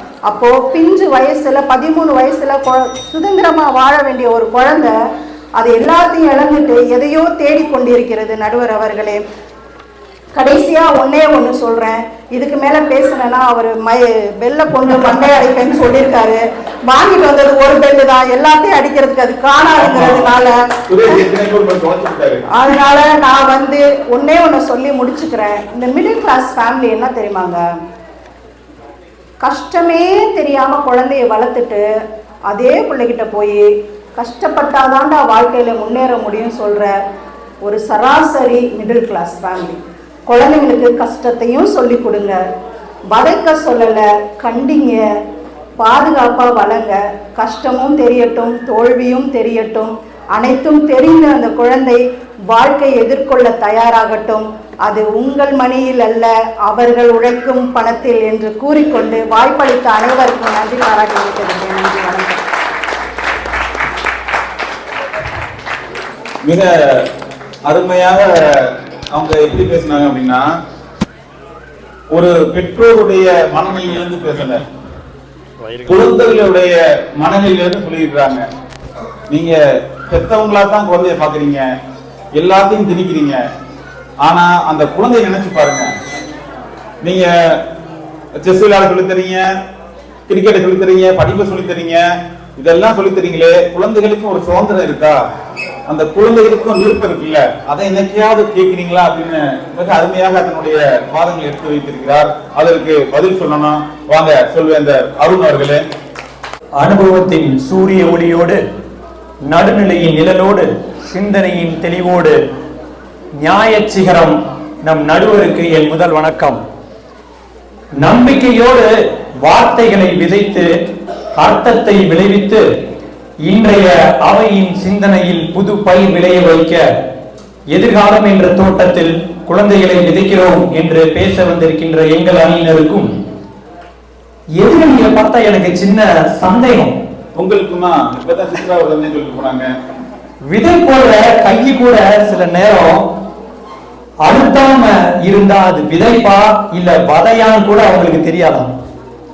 குழந்தைகளை வளர்க்கிறார்கள் என்று தெரியாமல் பேச வந்திருக்கும் எதிரணி நண்பர்களுக்கும் பெருமைக்குரிய பெற்றோர்களுக்கும் இளைய தலைமுறைகளுக்கும் எனது வணக்கங்கள். நடுவர்களே, எதிர்காலம் என்ற வார்த்தையை கேட்டாலே சிலருக்கு பயம். ஏன்னா அவங்க எல்லாம் பாடி ஸ்ட்ராங், பேஸ்மெண்ட் வீக். இந்த குழந்தைகளாலே சுமை இல்ல, அது விதைதான். ஏன்னா அதுக்கு தண்ணீர் ஊத்தி நம்ம வளர்க்கணும். நம்ம எதிரணியை பார்த்தா எனக்கு ஒரு சொல்ல தோணுது. காட்டாடு ஒரு நீட்டாடு, நீட்டாடு ஒரு மொரட்டாடு, மொரட்டாடு ஒரு நொண்டி குதிரையாம். அதாவது ஒரு தவறான எடுத்துட்டு வருவாங்களாம், அதுக்கு மேல அதை வந்து சொல்லுவாங்களாம், அதுக்கு மேல அதை மிகைப்படுத்தி சொல்லுவாங்களாம். விதையை பார்த்து மண்ணு அழுத்துன்னு சொல்ற கதையாக இருக்குது. பெற்றோர்களோட வழிகாட்டுதலை பார்த்து வதைக்கலாம்னு சொல்றது எந்த விதத்துல நியாய நடுவர் வகையில? இந்த எதிரிகள் இருக்காங்க சும்மா சும்மா ஜம்மன் வந்து சும்மா பேசிட்டு போயிருக்கிறாரு. அதாவது குழந்தைங்க 95% எடுத்துட்டா மத்த குழந்தைங்களோட கம்பேர் பண்றோமா, விளையாட்டுல கம்பேர் பண்றோமா, சும்மா இன்ஸ்டாகிராம்ல ரீல்ஸ் எல்லாம் போட சொல்றோமா. இந்த 5 வயசு குழந்தைங்களோட மனநிலையில இருந்து பேசுற மாதிரிதான் இவங்களுக்கு எல்லாம் 50 வயசு ஆச்சுங்கிறதே தெரியல. இந்த உலகத்துல எங்க போட்டியே இல்லாம இருக்கு. இந்த பட்டிமன்றமே ஒரு போட்டி தானே. ஆனா நாங்க எந்த குழந்தைக்கும் பொறாமையே வேண்டாம், ஆரோக்கியமான போட்டியை பண்ணுங்க தானே நாங்க குழந்தைங்களுக்கு விதைக்கிறோம். இந்த குழந்தைக்கு பதில ரோபோட்டை வெத்திக்கலாம்னு சொன்னார் ஒருத்தர். முட்டாளிக்கு சீட்டிங்க பேருக்கு சொன்னான்னு சொல்லி நினைக்கிறேன். அவங்க வச்சுட்டா போது அடுத்து ஏகில போய் சொன்னாலும் செய்வார். நாங்க அதையும் செஞ்சு கொடுக்குறோம். ஆனா அந்த ரோபோட் இருக்கு பாருங்க, அதுக்கு ஒரு சிப் இருக்கு. அந்த சிப் நம்ம நல்லதையே விதைச்சோம் அப்படின்னம்னா அது நல்லபடியா தான் இருக்கும். ஆனா இந்த குழந்தைகளுக்கு நாங்க நல்லதை சொல்லி கொடுக்க போறோம்னு வச்சுங்களேன், அது விதைக்கிறோமா வதைக்கிறோமான்னு ஒரு பட்டிமன்றத்துக்கு கொண்டு வந்துட்டாங்க. அப்புறம் என்ன இல்ல நான் சொல்றதுக்கு மட்டும் சொல்லிடுறேன். இந்த குழந்தை கைபேசியை வந்துட்டு போனு பார்த்துக்கிட்டே இருக்குது, அதை பார்த்து சிரிக்குது. அப்போ பெற்றவங்களுக்கு என்ன தோணும்? அதை பார்த்து கவலைப்படத்தான் செய்வாங்க. என்னடா குழந்தை போனை பார்த்து சிரிக்குது. அப்போ பெற்றோருக்கு எதுக்காக இந்த கைபேசியை வந்து பயன்படுத்துறாங்க? ஒரு தகவலுக்காகவும் ஒரு வேலைக்காகவும் தான் வந்து அதை பயன்படுத்துறாங்க. ஆனா நம்ம குழந்தைங்க இப்ப ரீல்ஸ் பாக்குறது என்ன, கேம்ஸ் விளையாடுறது என்ன, விட்டாவே ஸ்க்ரோலிங். அவங்க பாக்குறது வேகமா கை உள்ளே போயிடறாங்க, மொபைல் உள்ளே போயிடறாங்க. இதை பார்க்க நமக்கு மண்டலம் இருக்குது. அப்புறம் பெற்றோர்களை பார்த்து பிள்ளைங்க வந்துட்டு வளர்ந்தாங்க. அந்த பெற்றோர்கள் இந்த போனை எதுக்கு பாக்குறாங்க? தேவைக்காகவும் குழந்தைகள் பயன்படுத்துவதற்காகவும் தான். ஆனா அந்த குழந்தைகள் நல்லா பயன்படுத்த சொல்றதுக்காக தான். ஆனா குழந்தைகள் எதுக்காக பயன்படுத்துறாங்க? ஒரு பொழுதுபோக்குக்காகவே. அப்போ இதையெல்லாம் ஒரு வதைன்னு சொல்லிட்டு வந்தாங்க. அடுத்து நம்ம வாசி இயக்கம் வந்தாங்க, வசனமா பேசிட்டு போயிருக்கிறாங்க. இந்த கல்லை சாப்பிட்டாலும் காரியம் அப்படின்னு சொல்றாங்க. எதை சாப்பிட்டாலும் பிரச்சனை இல்லை அப்படிங்கிற அர்த்தத்தில் நம்ம எதையுமே எடுத்துக்க முடியாத நிறுவனங்களே பாருங்க. சரி, அரிசியில கல்வி இருக்குது, அது எடுக்காம சாப்பிட்டு பாருங்க, காரியம் பார்த்தா குழந்தைங்க ஜங்க் ஃபுட் சாப்பிடறத தடுக்கிறோமா இல்ல அவங்க இஷ்டத்துக்கு சாப்பிட விடுறது இல்லையா? அதாவது புழுங்கல் அரிசி கேள்வி விட்டுறீங்களா? புழுவும் கல்வி இருக்கிறனாலதான் அந்த புழுங்கல் அரிசி இருக்கு. அப்புறம் அவங்க வயசு கிட்டெல்லாம் ஒண்ணுமே பண்ணாதான் இதெல்லாம் சாப்பிட்டாங்க. வரைய ஆத்துல போட்டாலும் அவந்து வரும் அப்படின்னு சொல்லுவாங்க. இவங்க ஆத்துல ஆத்தி பொய்யா ஆத்திட்டு போயிருக்கிறாங்க. பாத்தீங்க, இந்த ஜங்க் ஃபுட் சாப்பிடறதுனால என்ன ஆகும்னு வந்துட்டு ஊரறிஞ்ச உலகறிஞ்ச விஷயம். இதெல்லாம் நான் சொல்லி இந்த அப்புறம் 6 கிளாஸ் எடுக்கிறான்னு சொல்லி அந்த காசில போடுற 4 பேர் எந்திரிச்சு போய்விட்டாங்க. என்ன பண்ண அப்ப அந்த குழந்தைகளுக்கு ஃப்ரீடம் கொடுக்கலையா, பிரைவசி கொடுக்கலையா, சும்மா சிந்திக்கவே இல்லையாமா, சுயமாவும் சிந்திக்கவே இல்லையா. சரி எல்லாத்தையும் கொடுத்துருவோம். ஆனா ஒரு குழந்தை யூடியூப்ல ஒரு வீடியோ பார்க்குது. இது நல்லதா கெட்டதான்னு நம்மகிட்ட வந்து கேட்டா, இல்ல நீங்க போய் கத்துக்க அப்படின்னு நான் சொல்ல முடியும்? அது சிந்திக்க கத்துமா இல்ல சிந்திக்க கத்துக்குமா? இந்த ப்ளூ மாதிரி ஒரு கேம் இருக்குல்ல, அது எத்தனை குழந்தைங்க விளையாண்டு உயிரை விட்டுருக்கிறாங்க. எல்லோருக்கும் இது தெரிஞ்ச விஷயம் தான். ஆனா இப்ப நம்ம டிவி சேனலை ஓபன் பண்ணா என்னெல்லாம் நடக்குது, இந்த சமுதாயத்துல என்னெல்லாம் நடக்குது நமக்கு தெளிவா காமிக்கிறாங்க. அப்ப எவ்வளவு ஆபத்து இருக்குங்கிறத நம்ம தான் அந்த குழந்தைங்களுக்கு சொல்லிக் கொடுக்கணும். இப்ப பாருங்க, இந்த உழுவுற நேரத்துல ஊருக்கு போயிட்டு இந்த அறுவடை நேரத்துல ஐயோ அவங்க கத்துனாங்க, அந்த கதையா இருக்குது. அப்புறம் சொல்லியிருக்கிறாங்க இந்த தோல்விய கத்துக் கொடுக்கணுமாமா. சரி, ஒரு குழந்தை ஒரு போட்டியில பங்கு பெறுது, அதுல தோல்வி பெறுது. மீண்டும் அது வெற்றி பெறதுக்கு நம்ம என்ன பண்றோம், ஒரு சின்ன மோட்டிவேஷன் குழந்தைக்கு தேவைப்படுது, அதனால கொடுக்குறோம். அந்த சின்ன சின்ன மோட்டிவேஷனை தான் நம்ம விதைக்கிறோம். ஆனா அதையே தப்புன்னு சொல்றாங்க, அந்த மோட்டிவேஷனே வேண்டாம் அப்படின்னு. என்ன பண்றது பாருங்க, அந்த ஆத்த வந்துட்டாங்க. என்னன்னா கதையா சொல்றாங்க, விட்டா கம்மி கதையெல்லாம் சொல்லுவாங்க போல. இவங்களா பரவாயில்ல, என்ன ஆத்து ஒருத்தர் வருவாங்க பாருங்க, உமா அம்மா சும்மா வந்து ஊட்ட போறாங்க. உமா அம்மா அவரோட மூத்த பையன் டாக்டருக்கு படிச்சுட்டு படிப்புல தங்க பதக்கம் வாங்கியிருக்காரு. அவர் தங்க பதக்கம் வாங்கினதுக்காக காலேஜ்ல ஒரு அவார்ட் ஃபங்க்ஷன் நடத்துறாங்க, பெத்தவங்களை கூட்டிருக்கிறாங்க. உடனே உமா அம்மா இந்த லெஃப்ட்ல பூசு, ரைட்ல பூசு, சும்மா பர்ஃபியூம் எடுத்து உடம்பெல்லாம் பூசிக்கிட்டு சும்மா கேட்டா போய் அந்த போட்டோக்கு போஸ் கொடுத்துட்டு வந்துட்டு இந்த அவங்க உட்காந்துருக்காரு. அவங்க எந்த நிலை பேசுறதுக்கு வதைக்கிறாங்க. இதெல்லாம் எதுக்காக வந்துருக்காங்க, பக்கத்துல போறதுக்கு தெரியும். இதெல்லாம் எந்த விதத்துல நியாயம் நடவடிக்கை? இவங்கெல்லாம் எப்படின்னா, இவங்க சொல்றது எப்படின்னா, கோழி குழம்பும் வேணுமாமா, ஆனா கோழியும் வெட்டக்கூடாதாமா. இது எப்படி நியாயமா இருக்கும்? நல்லா ருசியா திங்க வேணும், ஆனா கோழி வேண்டாமா. என்னது கோழி வெட்ட வேண்டாமா? அப்புறம் வெட்டாம என்ன பண்றது நம்ம? இப்போ குழந்தைக்கு உடம்பு சரியில்லை, டாக்டர்கிட்ட கூட்டு போறீங்க. அந்த ஆஸ்பத்திரி கூட்டு போனோடனே காய்ச்சல், அந்த டாக்டர் ஒரு ஊசி போடுறாரு. ஊசி போட்டா குழந்தை அழுகுது. அப்ப குழந்தை அழுகுதுன்னு டாக்டர் வதைக்கிறாருன்னு சொல்லுவீங்க. அப்ப குழந்தை எப்படி சரியாகும்? இதெல்லாம் வதைன்னு சொல்ல வந்துட்டாங்க. இவருங்க அஸ்திவாரம் இல்லாத கட்டடமும் அம்மா அப்பா கட்டுப்பாடா இல்லாத பிள்ளையும் வளர்ந்து வந்ததா வரலாறே இல்லை. இந்த பெற்றவர்களாகி நாம் வந்து பிள்ளைகளை செதுக்கி அனுப்புறோம். ஆனா இந்த சமூகம் அவர்களை சிதைக்கிறது.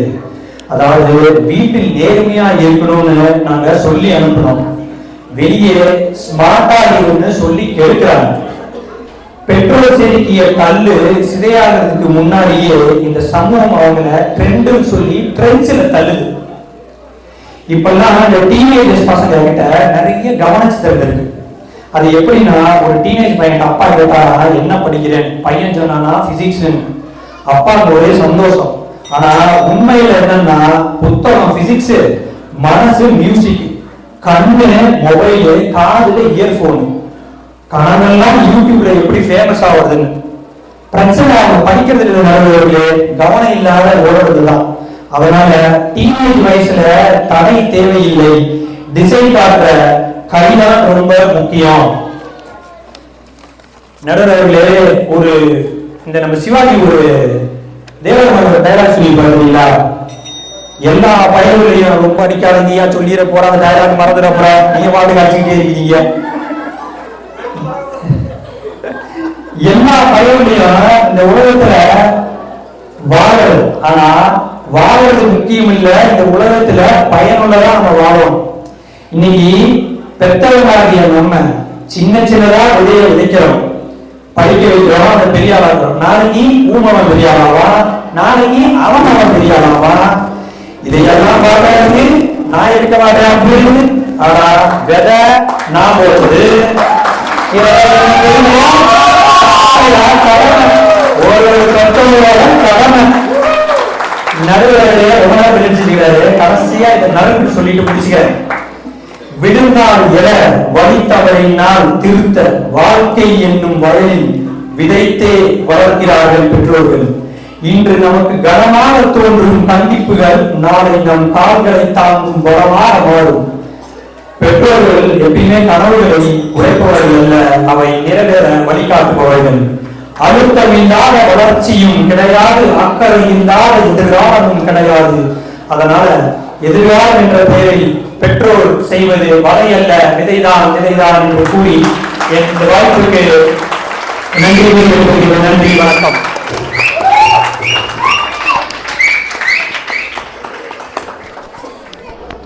மிக சிறப்பாக நம்மளிடத்துல அவங்க என்ன சொல்றாரு அப்படின்னா, பெத்தவங்களை வதைக்கிறாங்க அப்படின்னு சொல்லாதீங்க, பெத்தவங்க பிள்ளைகளை விதைக்கிறார்கள். குறிப்பா இந்த சமூகம் அவர்களை கெடுக்கிறது. அந்த சமூகத்திலிருந்து பாதுகாக்க வேண்டியதும் இன்றைய சூழலில் மிக முக்கியமானது. அப்போ நாங்க ஒரு வேலியை போட்டு அவர்களை கொண்டு செல்ல வேண்டும் என்பதை மிக சிறப்பாக சொல்லியிருந்தாங்க. இப்ப இதற்கெல்லாம் பதில் சொல்ல வேண்டும். அதற்கு வருகிறார் திறன்மிகு சொல்வேந்தர், அந்த அணியின் தலைவர் கவிஞர் உமா வெங்கட் அவர்கள். எப்பொருள் யார் யார் வாய் கேட்பினும் அப்பொருள் மெய்ப்பொருள் காண்பது அறிவு. இந்த திருக்குறளை கேட்ட அவங்க பாட்ட அடிச்சு விட்டு போறாங்க, நாங்களாம் ஊருட்டோங்கிறாங்க, கஞ்சத்தனம் பண்றோங்கிறாங்க. என்ன சொன்னாலும் எங்க அணி பேச்ச கேட்கறதுக்காக இந்த பொங்கல் கொண்டாட்டத்துல அருமையா அமர்ந்திருக்கும் அனைத்து நல்லுள்ளங்களுக்கும் வணக்கத்தினை தெரிவித்துக் கொண்டு, அது என்னங்க, எப்பொருள் யார் யாரா கேட்பினும் அப்பொருள் மெய்ப்பொருள் காண்பது அறிவுன்னு கேக்குறீங்கல்ல. அந்த அணியில வந்தாங்களே சித்ராமா, ஏங்க நாங்க பிள்ளைக்கு சொல்லி கொடுத்தத வட்டமா சதுரமா இதெல்லாம் கேட்கப்படாதா அப்படிங்கிறாங்களே. ஜும்மா கான் சொன்னத காதுல சரியா வாங்கினாங்களா? ஜும்மா கான் என்ன சொன்னாரு? நான் ஆஸ்பத்திரிக்கு போயிருந்தேன். என்ன சொன்னாரு? ஆஸ்பத்திரிக்கு போயிருந்தேன். அங்க உடம்பு சரியில்லாத பிள்ளையோட வந்த ஒரு அம்மா, அந்த பிள்ளைக்கு உடம்பு சரியில்லைங்கிறதெல்லாம் அதுக்கு பெருசா தெரியல. அந்த இடத்துல கூட அந்த புள்ள டாக்டர் ஊசி போடுவாரா மாத்திரை கொடுப்பாரான்னு யோசிச்சுட்டு இருக்கும் போது அது மட்டும் சதுரமான இந்த அம்மா கேள்விக்கு பதில் சொல்றேன். இது வாங்க போட்ட இது மட்டும் வடகின் உச்சகட்டம் வந்ததுலேருந்து முதல் ஒரு நிமிஷம் அந்த அம்மா என்ன பேசுச்சு?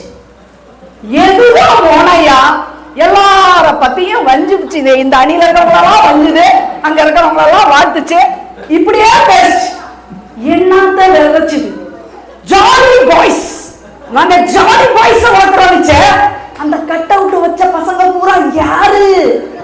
இவங்க கையிலேருந்து தப்பிச்சு ஒட்டு போற வயசு 18 வயசு வாலிபர்கள். ஐயா வாலிபர்கள் இவங்க சொன்ன அவங்களுக்கு இனி இல்லன்னு தெரிஞ்சதுக்கு அப்புறம் அடிச்சு உருவா எதுங்க போனே.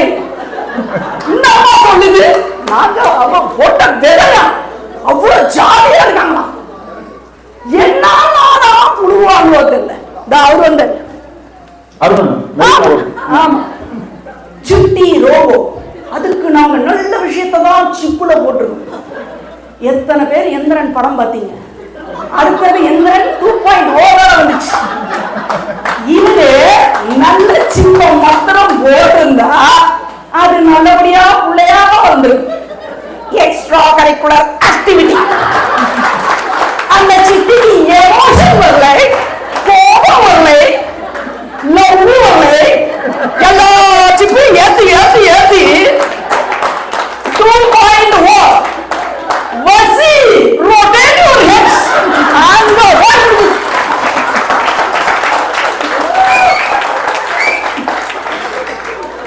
அந்தமா நாங்க தனித்திறமையை வளர்க்கிறோம். ஒவ்வொரு பிள்ளைக்கு என்னென்ன தனித்திறமைன்னு நாங்க கத்து கொடுக்கிறோம். ஏறுனா நொங்கு, இறங்குனா கத்துக்கலன்னா சங்கு. வாட்சி பேச்சு ஏதாவது சம்பந்தம் இருக்குங்களா? இதே மாதிரிதான். எதுக்கு போன அதே மாதிரிதான் பிள்ளைக்கு பிடிக்குதா பிடிக்கலையா இதெல்லாம் கேட்கறதே கிடையாது. அப்படியே வாக்கிங் போயிருக்கோம், அப்படியே ரீல்ஸ் பார்த்துக்கிட்டே இருக்கோம். அதுல அவங்க ஃப்ரெண்டு போட்டிருப்பாங்க, என் பையன் இப்பதான் கிட்டார் கிளாஸ்ல எல்லாம் பாத்தீங்களா எப்படி வாசிக்க போடுங்க. இந்த அம்மா மூளையில ஓடும். எங்களுக்கு கிட்டார் கிளாஸ் கமெண்ட்ல கேட்கும். டேய் நாளைல இருந்து கிட்டார் கிளாஸ் கிளம்பு கிளம்பு. பையன் கிட்டார் விளையாட இருக்க மாட்டான். தூக்க முடியாம முதல்ல தூக்கிட்டு அந்த கிளாஸ்ல கொண்டு போய் போறோம். என்ன கேட்டா நான் பிள்ளைக்கு கிட்டார் பிடிக்குமான்னு கேட்டிருக்கீங்களா? கேட்கறதே இல்ல. கிட்டார் என்னன்னாவது கேட்டிருக்கீங்களா? கேட்டிருக்கீங்களா? இதற்காகவே நாங்க விளையாடுறோம். இதை புரிஞ்சுக்காம நாங்க தனித்திறமையை கண்டுபிடிக்கிறோம். ஏன் இந்த கிட்டார் எல்லாம் அவன் வேலைக்கு போனதுக்கு அப்புறம் கத்துக்க முடியாதா? இல்ல இன்டர்வியூல கிட்டார் வாசிக்க தெரிந்தால் மட்டுமே இங்க வேலைன்னு சொல்லி கொடுத்தாங்களா? பையனை அப்கிரேட் பண்றாங்களா? தனித்திறமையை கண்டுபிடிக்கிறாங்க. ஆனா மிஷினா அப்டேட் பண்றது ரோபோவா? அதை விட்டுட்டு இந்த மாதிரி வேண்டாத விஷயத்தெல்லாம் திணிச்சுட்டு செஸ் ஆட போறாங்களா? செஸ் எத்தனை பிள்ளைக்கு பிடிக்குதுன்னு கேளுங்க. அன்னைக்கு ஒரு பையன் என் வீட்டுக்கு வந்ததான் அனுப்புறான். ஆண்டி நீங்களாவது சொல்லுங்க, எனக்கு கார்பூரம் பிடிக்குது. ஒரு கார்பூரம் வாங்கி கேட்டதுக்கு நீ போய் செஸ் கிளாஸ்ல சேரு கார்பூரம் வாங்கி தரேன்னு சொல்லி ஏமாத்திட்டே இருக்க. எனக்கு செஸ்ஸே பிடிக்காது ஆண்டி அப்படிங்கிறான். வாங்கி கொடுத்தாங்க இல்லைங்களா? அவங்க செஸ் கிளாஸுக்கு அந்த பையன் அனுப்புறதாக இருந்தாங்க. இந்த கதை என்ன தெரியுமா? அந்த பள்ளியில ஒரு விளம்பரம் வேற. யாரு இன்னைக்கு கிராண்ட் மாஸ்டர்களா இருக்காங்க, அந்த பள்ளிகள் விளம்பரம் கொடுக்கின்றன. இந்த கிராண்ட் மாஸ்டர்கள் எல்லாம் எங்கள் பள்ளியில் உருவானவர்கள். அப்படியா போன அந்த பிள்ளையாங்க இவங்க பெருமையை தம்பட்ட அடிச்சுக்கிறதுக்கு நாங்கெல்லாம் கண்டுபிடிச்சு அடிக்கலாம். கேளுங்க, நம்ம செலவு பண்ணி அந்த பள்ளிக்கூடத்தை போடுது. அந்த பள்ளிக்கூடத்துல படிச்சவங்க பூரா கதறான். என்னன்னு கேளுங்க, ஆண்டி என்ன ஐஐடி கோச்சிங் போடுறாங்க, நீட்டு கோச்சிங் போடுறாங்க. நான் ஏன் ஆண்டி டாக்டர் ஆகணும், இன்ஜினியர் ஆகணும், கலெக்டர் ஆகணும் மட்டும் சொல்றாங்க, நான் ஏன் ஒரு சினிமாட்டோகிராஃபர் ஆகக்கூடாது? என்ன கேள்வி வச்சிருக்கீங்களா? தனித்திறமை கத்துக்கிறோங்கிறீங்க. உங்க புள்ள வந்து நான் நாளைக்கு திரைப்படத்துல நடிக்க போறேன், இல்ல டான்ஸ் ஆட போறேன்னா எத்தனை பேர் ரெடியா இருக்கீங்க? முதல்ல இன்ஜினியர் பார்த்துக்கலாம், அப்புறமா டான்ஸ் ஆடு. இதை சொல்றீங்க. அவகாசம் என்னன்னு தெரிஞ்ச அவனை வந்து நீங்க வளர்த்து ஊக்குவித்து விடுறீங்க. விதை போடுறோங்கிறது விதை போட்டது நானு, இதுல பெருமை. நீங்க விதை போட்டா மாத்திரம் போதும் ஐயா, அது தானா வளர்ந்துக்கும். ஆனா உடம்போட பூச்சி மருந்து அடிக்கிறேன்னு சொல்லி அதை கருக்கி விட்டு பாழாக்காதீங்கன்னு ஐயா நாங்க சொல்றோம். இந்த வதைய தடுங்க சொல்றோம். நாங்க ஃபன்னு ஸ்ட்ரெஸ்ஸே கிடையாது. எங்க பிள்ளைய ஜாலியா வளர்க்குறோங்கிறீங்கள, அந்த புள்ள உங்ககிட்ட என்னைக்காவது தைரியமா வந்து சொல்றதுக்கு நீங்க அனுமதிச்சிருக்கீங்களா? டேய் என் காலத்துல இந்த வசதி எல்லாம் கிடையாதுடா, எங்க அப்பா அம்மா இதெல்லாம் எனக்கு வழி செய்யலடா, உனக்கு நான் அதை கத்து தரேன் இதை கத்து தரேன்னு சொல்லி. ஒரு வீட்டுல 3 குழந்தைகள் இருந்தா எனக்கு 3 பிள்ளைகள், 3 பேருக்கும் வெவ்வேறு திறமைகள் இருந்தன, வெவ்வேறு ஆசைகள் இருந்தன. அந்த வெவ்வேறு ஆசைகளையும் நான் ஒரே மாதிரி நடத்தினா ஒரு ரோஜா விதையும் ஒரு மூங்கில் விதையும் ஒன்னாகுமா? மூங்கில் 5 வருடம் அழுத்தியே கிடக்கும் மண்ணுக்குள்ள, 5 வருஷத்துக்கு அப்புறம் அப்படியே ஒசரத்துக்கு போகும். ரோஜா விதை அப்படி இல்லை, அதன் வளர்ச்சி வேறு இதன் வளர்ச்சி வேறு. உங்களிடம் சிக்கியது ஒரு மூங்கில் விதையாக இருந்தால் நான் விதைச்ச உரம் போடுற பேரை நோண்டி நோண்டி பார்த்து செதக்கிறீங்களே, இதைத்தான் தவறுங்கள் என்று நாங்கள் சொல்கிறோம். விளையாட வேண்டிய வயசுல விளையாட்டுக்கு நேரமே இல்லாம அந்த கிளாஸுக்கு போ இந்த கிளாஸுக்கு போன்னு கொண்டு போய் விட்டு, அதுவும் அதுலயும் ஒரு இவங்களுக்கு சௌகரியம், இவங்க வீட்டுக்கு பக்கத்திலே இருக்கணும். பையனுக்கு பிடிச்ச விளையாட்டு 4 பேர் தள்ளி இருந்ததுன்னா அனுப்புவே கிடையாது. இதே மாதிரி அந்த குழந்தையை கொடுமைப்படுத்துறீங்களே, வெற்றிக்காக ஓடி ஓடி ஓடுற நேரத்துல அவன் விளையாடி இருப்பான். கடைசியில அடல்ட் ஆகும் போது இவங்க கத்து கொடுத்தது எதுவுமே அவனுக்கு பயன்படாம, ஏன்னா உலகம் அப்டேட்டை நோக்கி போகுது. இதை இல்லாத பெற்றோர்கள் இவங்க எல்லாம் எக்ஸ்ட்ரா கரிக்குலர்ங்கிற பேர்ல எல்லாத்தையும் அந்த குழந்தைங்க மேல திணிச்சு அவனுக்கு போட்டியாளர்கள் பூரா எங்கெங்கயோ போய் ஓட ஓட ஓட தூரம் குறையல, கடைசி வரைக்கும் ஒண்ணும் புரியல. இந்த நிலைமை நம்ம இருக்காங்க. ஆகவே பெற்றோர்களே, நாம் எல்லாரும் நல்ல நல்ல பெற்றோர்கள் தான். நம் பெற்றோர்களாக நம் பிள்ளைகள் நன்றாக வர வேண்டும் என்றே நினைக்கிறோம். ஆனால் நம்மையும் அறியாமல் இந்த விஷ விதைகளை அந்த குழந்தைகளுக்கு ஊட்டி ஊட்டி சிதைக்கிறோம்.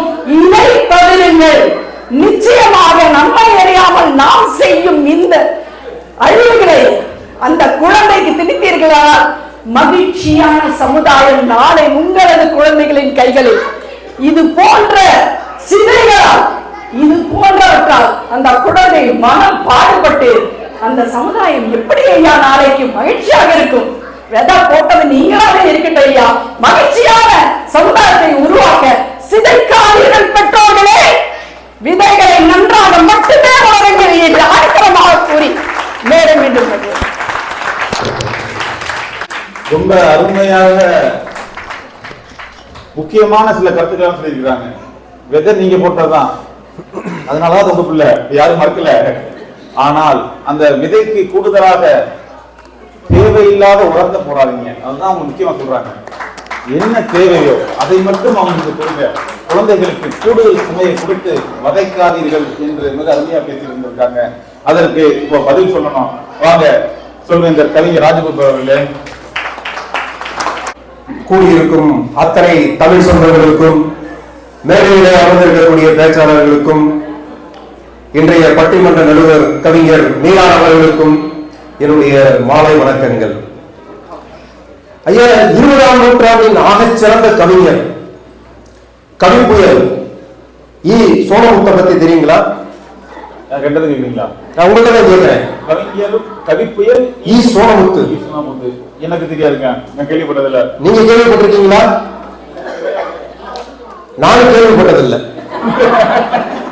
அவர் இல்லாத சோனமுத்து.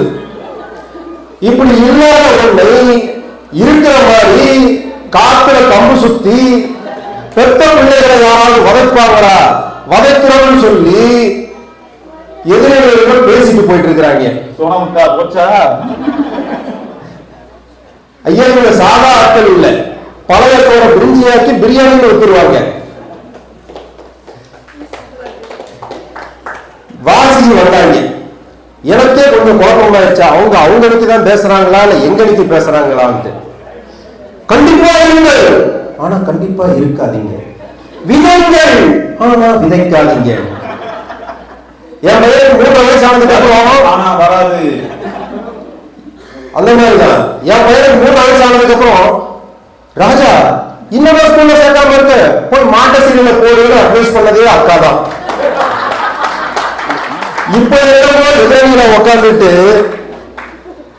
அவர்களுடைய குற்றச்சாட்டு என்ன? பிள்ளைகள் மேல படி படின்னு பாரத்தை திணிக்கிறீங்கிறாங்க. நாங்க என்ன பண்றோம்? 2 வருஷம் பையன்ட்ட 12ஆம் கிளாஸ் புத்தகத்தை கொடுத்து இந்தாடா படிச்சு முடியும்னு சொல்றோமா? இல்ல 4 வயசு பையனுக்கு காஸ்திட்டா சைன்டிட்டா சொல்லி தரோமா? அந்தந்த வயசுக்கு என்ன முடியுமோ என்ன தேவையோ அதை சொல்லி கொடுக்கிறோம் நிறுவனர்களே. இதுல நம்ம எங்க போக வேண்டியது இருக்கு? 2.5 வயசுல அக்காவோட புத்தகத்தை எடுத்து வந்து ஏ ஃபார் ஆப்பிள்னு ஆர்வமா சொன்ன குழந்தை 6வது 7வது படிக்கும்போது NATURE நட்டூரு அப்படின்னா அவன் புத்தூரே என்ன ஆகுது? அப்ப என்சைக்ளோபீடியா என்ன சொல்லுவாங்க? அதை சொல்லுவாங்களானே தெரியல. என்சைக்ளோபீடியா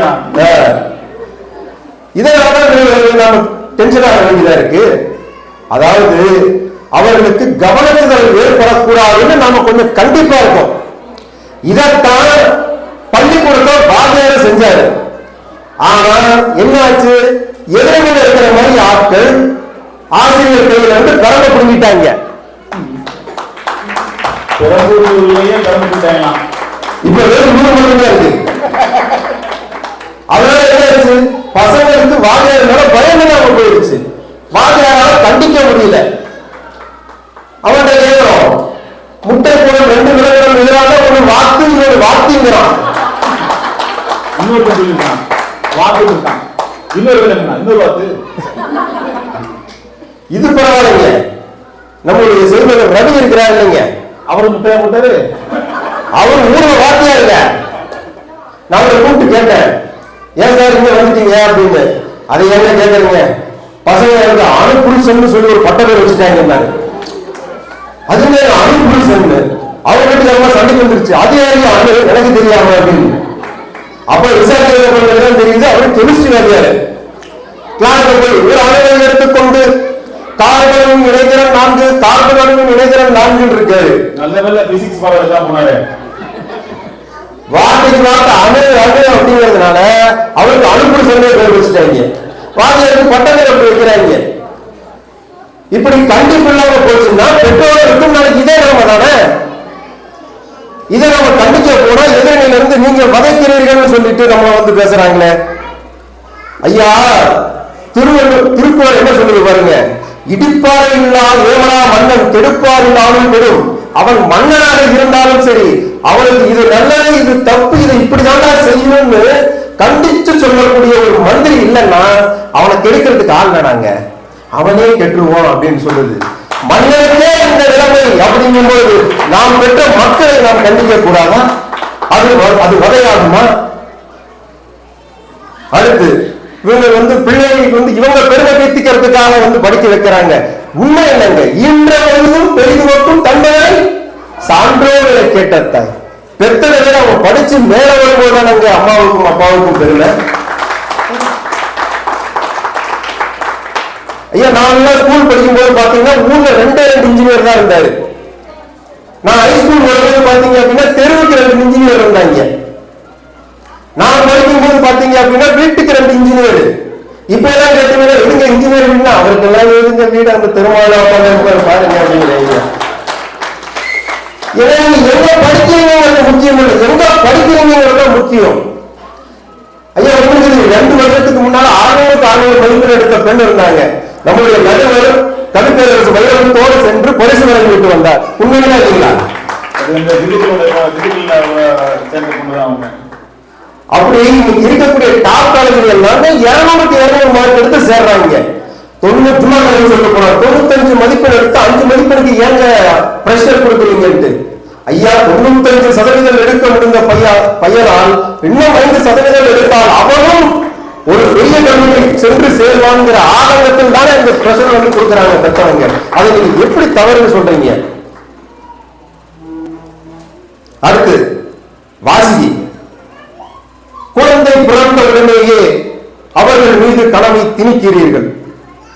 அவங்க என்ன நம்ம கனவு என்ன பஞ்சுங்களா இல்ல அவங்கதான் தலைவராணி உரையா நாம போட்டு திணிக்கிறதுக்கு?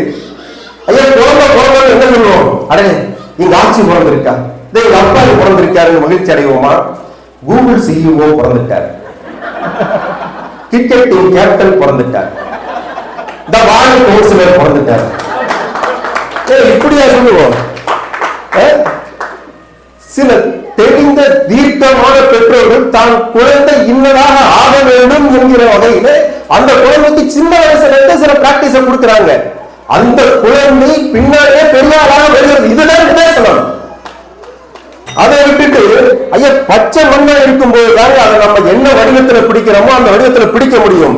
அதை விட்டுட்டு உமாமா மாதிரி நான் இந்த வயதில் ஜிம்னாஸ்டிக் கத்துக்க போகிறேன், அடுத்த வருடம் ஒலிம்பிக்கில் சேர்ந்து பதக்கம் வெல்வேன் ஆகுங்களா?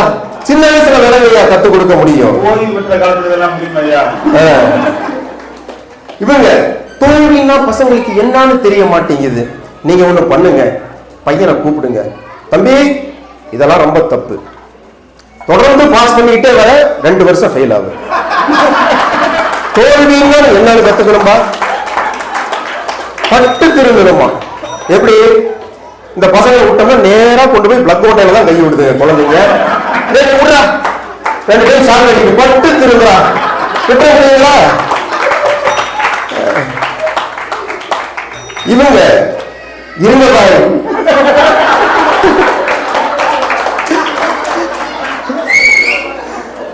பிள்ளைகளுடைய இன்ட்ரெஸ்ட் என்னன்னே தெரியல. ஐயா பிள்ளைகள் தெலுங்கு நீர் போன்றவர்கள்.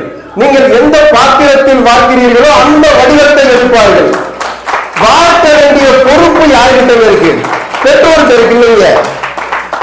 அதை விட்டுட்டு அந்த பையனை கூப்பிட்டு கேட்டா உனக்கு என்ன இன்ட்ரெஸ்ட்? இன்னைக்கு கேட்டா இன்ஜினியர், நாளைக்கு நான் தியேட்டர்ல டிக்கெட் கிடைக்கலான்னு இருக்கேன், நான் கண்டக்டர் விட்டுருவீங்களா? இந்த அம்மா பையன் ஒரு டாக்டர், இன்னொரு இன்ஜினியர், இப்படி எல்லாம் ஆகிட்டு டேக்ஸர் விடுவீங்களா அப்படின்னு வந்தா நீங்க இங்க வந்து நாட்டியம் ஆடினா என்ன சொல்லுவது? சரி, உண்மை சொல்ற கேளுங்க, பசங்களுக்கு இன்ட்ரெஸ்ட் ஒண்ணும் பண்ண முடியாதுங்க. நான் என் பையனை கொண்டு போய் கீபோர்டு கிளாஸ்ல தான் சேர்த்தேன், கத்துக்கிறா அப்படின்னு. அதெல்லாம் என்னால முடியாது அப்படின்னு. டெய்லி பாரா அப்பா பேச்ச கேட்கலன்னா உருப்பட முடியாது. அவன் சொல்றான், இப்ப வருத்தப்பட்டு என்ன புரியாது, தாத்தா பேச்சு அப்பவே கேட்டுருவாங்க. நாங்க போய் அவங்கள்ட்ட திணிக்கிற மாதிரியோ. ஐயா, இறுதியா ஒரு கதையை சொல்லி முடிச்சுக்கிறேங்க. ஒரு விவசாயி உழவு பண்ணிட்டு இருக்கிறாரு, மழை சரியா வரதில்லை, பையன் நல்லபடியா பிடிக்கல, மகசூல் சரியா கிடைக்கல. கடவுளை நோக்கி வேண்டாரு, கடவுளே இப்படி நான் விதைச்சுக்கிட்டு இருக்கிறேன், மழை வர மாட்டேங்குது, நீங்க ஏதாவது பண்ணலாம் இல்ல அப்படின்னு சொல்லி கடவுள் வேண்டும் போது கடவுளும் மன இறங்கி வந்து, சரி நீ என்ன நினைக்கிறீங்க அப்படியே நடக்கும்னாரு. விதைச்சாரு, அடே மழை வந்தா நல்லா இருக்குனால மழை வந்துச்சு.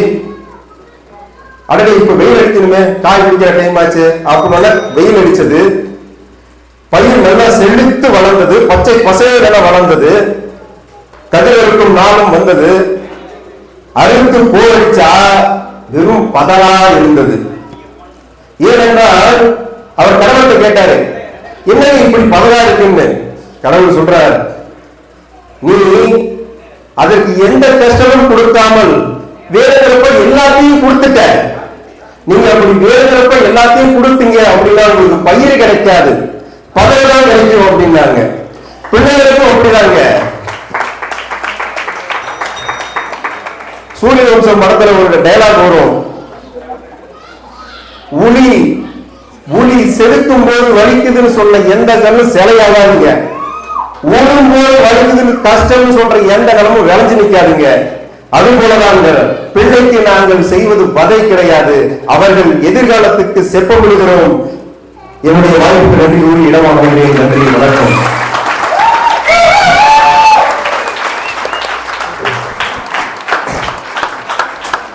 மிக அருமையாக நாங்கள் குழந்தைகளை வதைக்கவில்லை, விதைக்கிறோம். ஒரு கல்லை எப்படி சிற்பமாக சிற்பி செதுக்கிறாரோ அது மாதிரி செதுக்குகிறோம் என்று தனது வாதத்தை மிக அருமையாக எடுத்து வைத்திருக்கிறார். இப்போ நம்ம இந்த பட்டிமன்றத்தோட முடிவுரைக்கு வரணும். முதல்ல இந்த அணியை எடுத்துக்கிடுவோம். குழந்தைகளின் எதிர்காலம் என்ற பெயரில் குழந்தை வளர்ப்பில் நாங்கள் குழந்தைகளை விதைக்கிறோம் அப்படிங்கிறாங்க. எப்படி எல்லாம் விதைக்கிறோம்? கல்விதான் முதலில் முக்கியம். அதற்காக கல்வியை மட்டுமே நீங்க படிக்கணும், வேற எதிலையும் பங்கு பெறக்கூடாது அப்படியே வச்சிருக்கிறோம். கல்வியும் முக்கியம். விளையாடுங்க, கிரிக்கெட் விளையாடுங்க, செஸ் விளையாடுங்க, என்னென்ன விளையாட்டுகள் உங்களுக்கு எல்லாம் தோணுதோ அதையெல்லாம் விளையாடுங்க. அதெல்லாம் அவர்களுக்கு பிடித்திருந்தால் அந்த துறையிலும் அவர்கள் வருவார்கள்.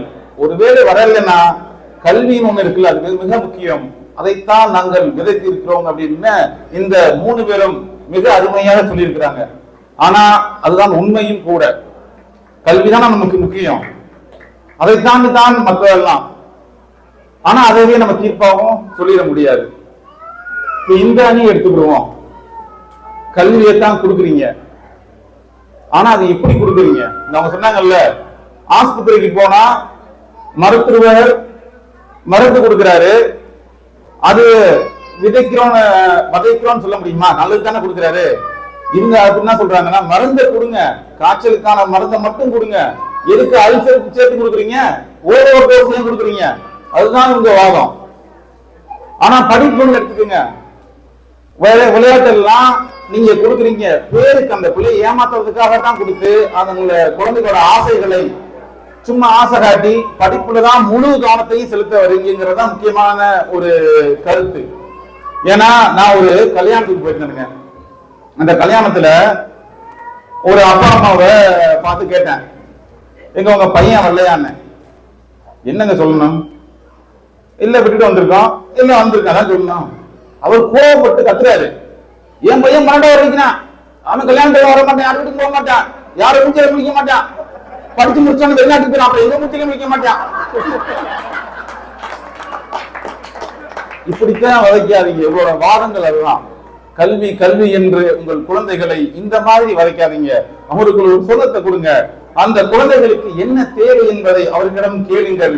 அதை கேட்டால் நிச்சயமாக அந்த குழந்தைக்கு என்ன தேவையோ அதை நாம் புரிந்து கொண்டு குழந்தைகளை வதைக்காமல் அவர்கள் விருப்பப்படி வளர்க்க முடியும் என்று இந்த அணி அழகாக சொல்லியிருக்கிறார்கள். அதனால இந்த அணிக்கு நம்ம சொல்லிட முடியாது. இப்போ ஒரு பொதுவான தீர்ப்புக்கு வந்துருவோம். இப்போ ஒரு குழந்தை பிறக்குதுன்னு வைங்கள, குழந்தை பிறந்த உடனே ஆஸ்பத்திரியில குழந்தை பிறகுது. என்ன நீங்க நர்ஸுங்களா? நீங்க பேசாம போட்டீங்களா? நீங்க தான் டாக்டரா? இறந்து விட மாட்டோம். அப்போ பிறந்த குழந்தை பேசாது அழுகும், அழுகாட்டி அடிப்போம் முதுகுல. அது வதைக்கிறது அல்ல. குழந்தை பேச சொல்லி கத்துக் கொடுப்போம். எங்க அம்மா சொல்லு சொல்லாது, 2-3 தடவை சொல்ல சொல்லி அப்படியே ஆன்னு சொல்ல சொல்லி, இம்மா சொல்ல சொல்லி, அம்மாவை சொல்ல சொல்லி அம்மான்னு கொண்டு வருவோம். அதற்கு நாம் அந்த குழந்தையை வதைக்கத்தான் ஆக வேண்டும். வதைப்பது போலத்தான் தெரியும். நடக்க தெரியாது குழந்தைக்கு. பிறந்த நடக்குமா? எல்லா வேலையும் நடக்கும். மனிதன் நடக்க முடியாது. செவத்தை பிடிச்சு நடக்க சொல்லுவோம். இப்ப அந்த காலத்துல நம்ம பார்த்துட்டு ஒரு கட்ட வண்டி மாதிரி இருக்கும், 3 சக்கர வண்டி, அதை கொடுத்து நடக்க வைப்போம். நட, கீழே விழுகும், முழந்தால் அடிபடும். ஏன்? நடக்க வேண்டும் என்பதற்காக வதைக்கிறோம்னு சொல்ல முடியுமா? அதுக்கப்புறம் படிப்பு 10வது வரையிலும் அறிவியல் இருக்கு, கணக்கு இருக்கு, ஆங்கிலம் இருக்கு, தமிழ் இருக்கு, சமூக அறிவியல் இருக்கு, இத்தனை பாடங்கள் இருக்கு. இப்ப அப்படித்தானே இருக்கு. ஏன் 10வது வரையிலும் அப்படி இருக்கு அப்படின்னா, ஒரு பருவம் அடையும் வரை, ஒரு வயது வரும் வரை அந்த குழந்தைகளுக்கு நம்ம அனைத்தையும் கொடுக்க வேண்டும். ஆனா 11வது 12வது போனதுக்கு பாருங்களேன், மாத்திடுறாங்க. அங்க ஃபர்ஸ்ட் குரூப் தனியா வந்துடும். மேக்ஸ், சயின்ஸ் தனி, அக்கௌண்ட்ஸ் தனி, கம்ப்யூட்டர் சயின்ஸ் தனி. அப்போ ஒரு வயதிற்கு மேல போன பின்னாடி அந்த குழந்தையே தேர்வு செய்யக்கூடிய அளவுக்கு அவர்களை அறிவை பெற்று விடுகிறார்கள். அந்த அறிவை பெற வேண்டும் என்றால் அவர்களுக்கு ஒரு குறிப்பிட்ட வயது வரை அடிப்படை அனைத்து கல்விகளையும் நாம் கொடுக்கத்தான் வேணும். நம்ம ஊரில் எடுத்துக்கோங்க, நீச்சல் கற்றுக் கொடுக்கணும், எல்லாத்தையும் நாம் வதைக்கப்பது போலத்தான் தெரியும். ஆனால் அதையெல்லாம் நாம் கற்றுக் கொடுத்தால் தான் ஒரு வயதுக்கு பின்னாடி அவர்கள் அதை தேர்ந்தெடுத்து ஒரு முடிவு பெற முடியும். இப்ப 10 வயசுக்கு 15 வயசுக்குள்ள குழந்தைகளை கூப்பிட்டு நீ என்ன ஆகணும்னா, அவன் 8 வயசுல ஒண்ணு சொல்லுவான், 9 வயசுல வேற ஒண்ணு சொல்லுவான். அடுத்த காலத்து கொஞ்சம் வயதாக அவனுடைய முடிவுகள் மாறும். நம்ம ஒரு கனவு கண்டு போறது இல்லை. இந்த உலகத்துல நம்மளுடைய அனுபவம் இருக்கு, பாக்குறோம். இந்த உலகத்துல இப்போதைக்கு என்ன படித்தால் அவனுடைய வாழ்க்கைக்கு நல்லது என்பதை நாம் புரிஞ்சு வச்சிருக்கோம். இப்ப சிற்பியை பத்தி சொன்னாங்க, சிலை வடிக்கிற சிற்பை பத்தி. இத்தாலியில மைக்கேல் ஆஞ்சலஸ் ஒரு சிற்பி இருந்தார், புகழ்பெற்ற சிற்பி, கேள்விப்பட்டிருப்பீங்க கண்டிப்பா. சும்மா நான் சொல்லிட்டு போறாங்க. ஏன்னா ஒரு இந்த காலண்டர், தினக்காலண்டர் பாத்துட்டீங்கல்ல, அதுல டெய்லி ஒரு தத்துவம் போட்டே இருப்பாங்க. நான் அந்த காலண்டர் கூட கேட்டேன், என்னங்க டெய்லி போடுறீங்க, இதெல்லாம் உங்களுக்கு கிடைக்குது, இதெல்லாம் எங்க எடுக்கிறீங்க அப்படின்னு. எங்கெங்க போன வருஷம் காலண்டர், முன்னாடி வருஷம் காலண்டர் இருக்கும், ஏதாவது தூக்கி போட்டுருவான். கீழே சாக்லேட்ஸ் ஏதாவது தேவைப்படும், ஏன் கேட்க போறேன், இல்ல யாரும் போட்டுருவோம், யாரும் தெரிய போகுது. இப்ப அந்த மாதிரி நான் சொல்லிட்டு போக முடியாது. இன்னைக்கெல்லாம் கூட சாட் ஜிபிடி எல்லாம் இருக்கு, அடிச்சு பாத்துருவீங்க. அப்போ அந்த சிற்பி சொல்றாரு, நான்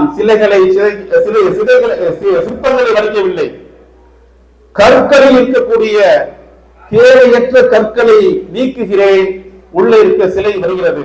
அதே போலதான் குழந்தைகளிடம் இருக்கக்கூடிய தேவையற்ற தேவையில்லாததை நாங்கள் நீக்குகிறோம், குழந்தைக்குள் இருக்கக்கூடிய சிற்பம் வெளியே வருகிறது. ஒன்னு ஞாபகம், ஒரு விஷயம் ஜீன்ஸ் சொல்றாங்கல்ல, ஜீன்ஸ்ல இருந்து வரும். அப்பாட்ட இருந்து சுகர் வந்துடும், அப்பாட்ட இருந்து வாங்கின கடை வந்துடும். அதெல்லாம் ஆண்களுக்கு மட்டும்தான் வருதுன்னு நினைக்கிறேன் அதுவும்.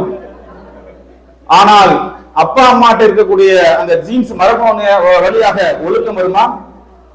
காந்தி தெரியும், காந்தியோட மகன் தெரியும் பிரியப்படுவாள்னு. காந்தி மதுவை தொடமாட்டேன்னு, காந்தி மகன் குடிச்சு ரோட்ல கிடந்தவர். ஒழுக்கம் பெற்றோர்களுக்கு வராது, மரபு வழியாக வராது. நற்பண்புகள் மரபு வழியாக வராது, நற்குணங்கள் மரபு வழியாக வராது. அவ்வளவு ஏங்க, ஒரு நடிகர் பெரிய நடிகரா இருக்குங்க, நல்ல நடிகரா இருக்கட்டும், அவர் இடத்தில் பணம் இருந்தால் அவர் தன் மகனை நடிகராக வர வைக்கலாம், நடிப்பு வர வைக்க முடியாது. அப்போ இதையெல்லாம் நல்ல ஒழுக்கத்தையும் நல்ல பண்புகளையும் நல்ல கல்வியும் நாம் கொடுக்க வேண்டும் என்றால் நாம் வதைப்பதை போல தெரிந்தாலும் நாம் குழந்தைகளை எதிர்காலத்திற்காக விதைக்கிறோம் என்று கூறி இந்த பட்டிமன்றத்தை நிறைவு செய்கிறேன். நன்றி.